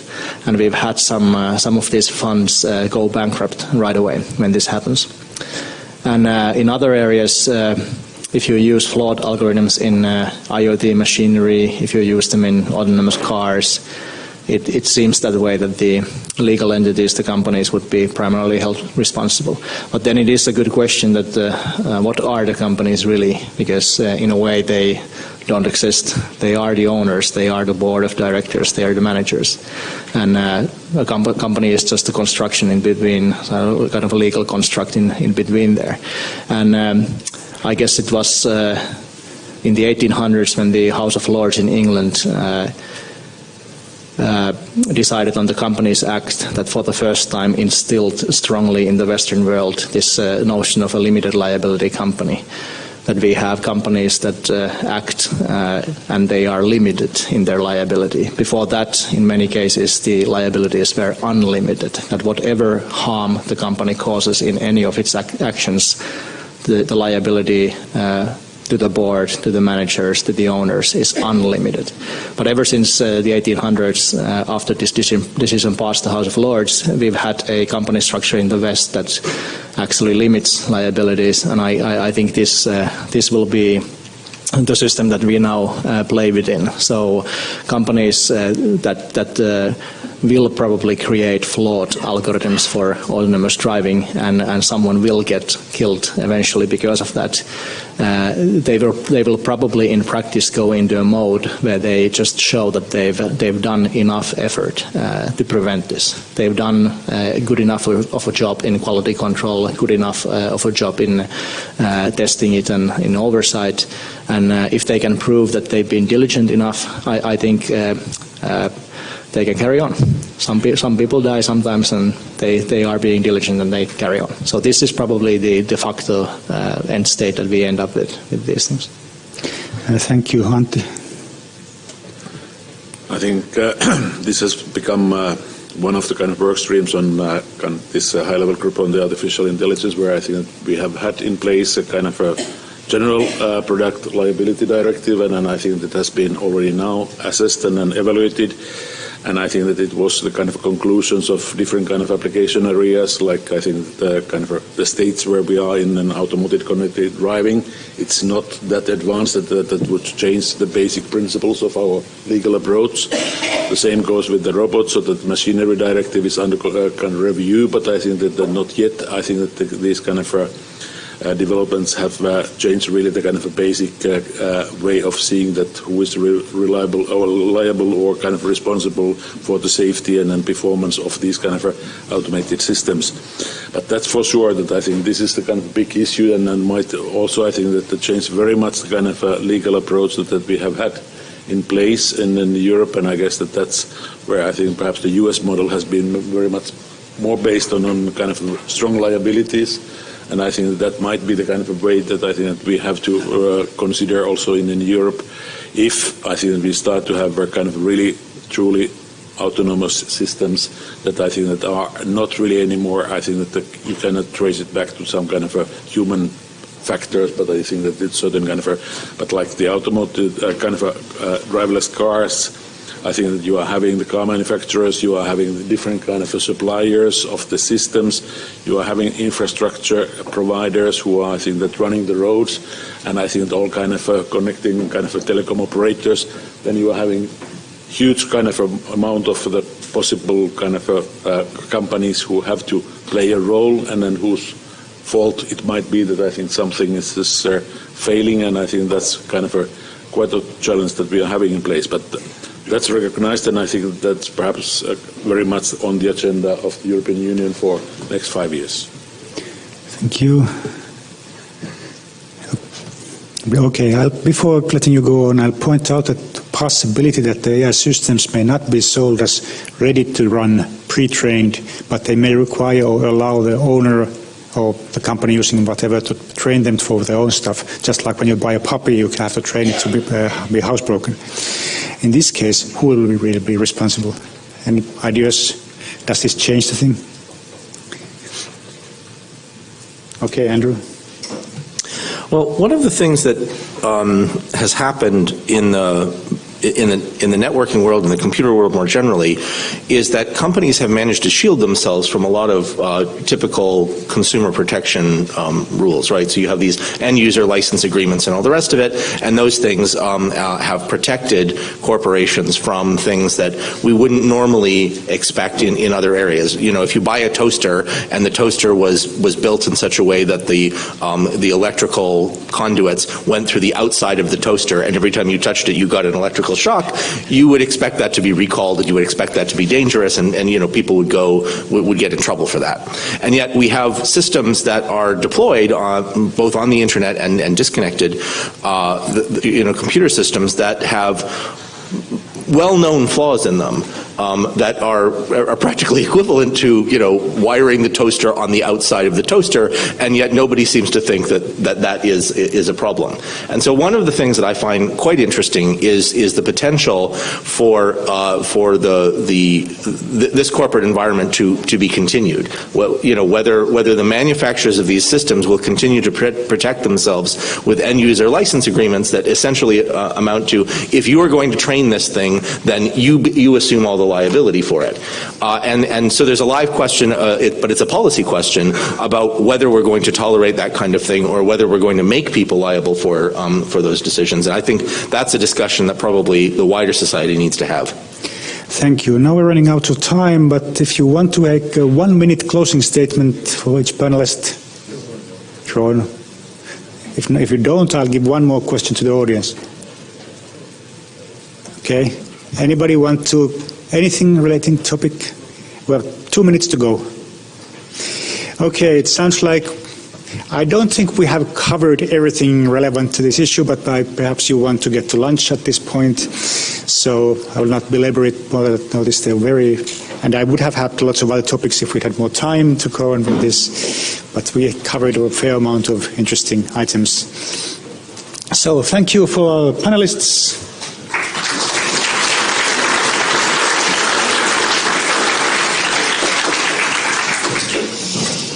Over to you.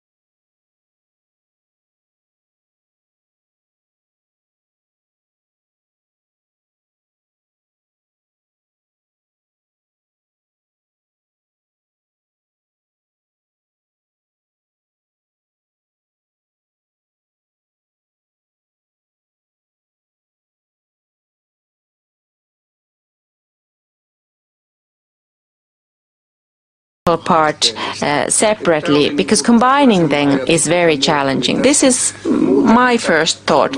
Otherwise, I think that this format functions very well, although I'd like to have even more interaction with the audience, because there were opportunities to this, but this is a very Finnish problem. We want to pack the agenda so full that there's no opportunity for discussion, but I would see that the discussive component would be very important. So, separating policy and technology, and then more interaction. This was very general, but maybe a general comment was in place here. Tommi. Thank you, Yrjö. I don't have anything to say what would be the next Finnish Internet Forum themes, but I would like to point to how many under 30-year-olds do we have here? Hands up. 3. Well, I think that would be a challenge for us for the coming years.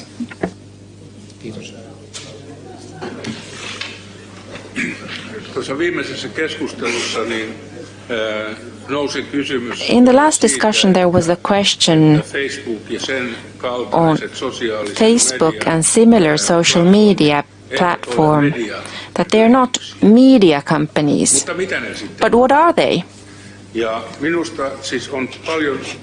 I think that in the past years there has been a discussion launched that we would need a new definition to create a new group which would be reserved for these platforms, and where we would define their rights and their obligations. It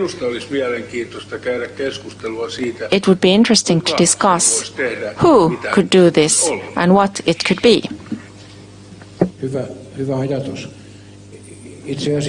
Well, that is a good idea. As a matter of fact, the fear that we have right now is that the definition will be country-specific, because what is happening now is that UK is now producing a white paper. They've been doing that for a while now. And then France, President Macron at IGF last year had a 50-minute speech covering all of this, and now France is starting to produce papers, not to mention countries such as New Zealand or other countries where bad things have happened and fear has taken over. So I think the fear is that we will have a very fragmented reaction to things. Go ahead. I wanted to continue on that. So, the topic of social media and cloud-based services, how to regulate them, that's a whole another topic than regulating internet access services. So the concept, well, we're still looking for that concept. Discussion has started. Finland has to take part in that discussion. Maybe this is the forum that we can use and to try to generate ideas that can be used to help solve the problem of social media, their role. Thank you. I wanted to comment one of the previous comments where it was said that let's separate the political and technological segments. I participated in many conferences where they have done just that, and I think this is one of the few rare conferences where these things, the political and the technological, are actually brought together, and I think you should not get rid of that. It is true that internet-related affairs, they have to do with technology, but also politics, the economy, human rights, safety, and so on.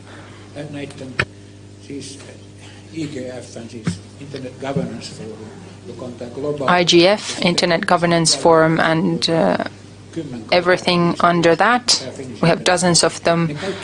One of them is Finnish Internet Forum. They all work like this, that they combine these things. And if you have the means or the time, you can create streams for different topics, but then I think they all close off with a common session. I think it has an inherent value if we come together to discuss both the technological and the political sides of this topic.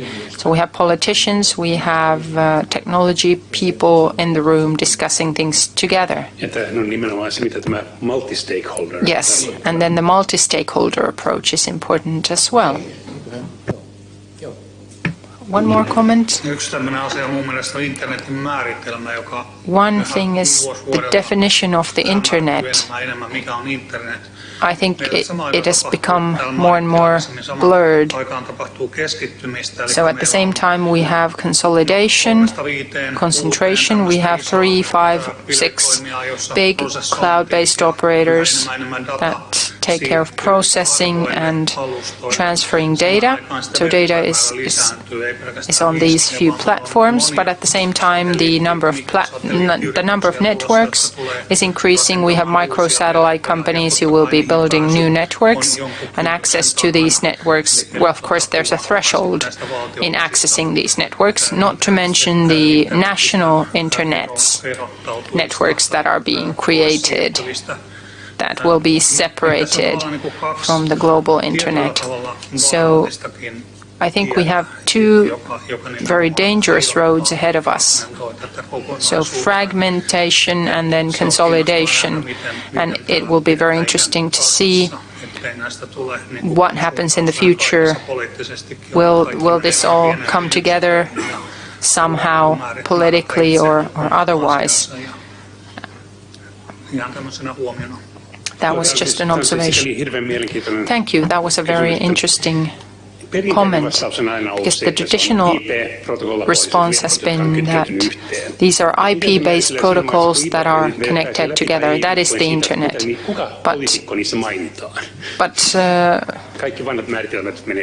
But what about these new formats? How will they respond to this? I think we are out of time, so let's wrap it up. Thank you. I wanted to thank all of you for coming, for attending this event, and I would like to remind you that we'll still have our reception at the Ministry of Transport and Communications, but unfortunately that is for people who have registered for the event in advance. But let's meet you there, and I will close today's event. Thank you.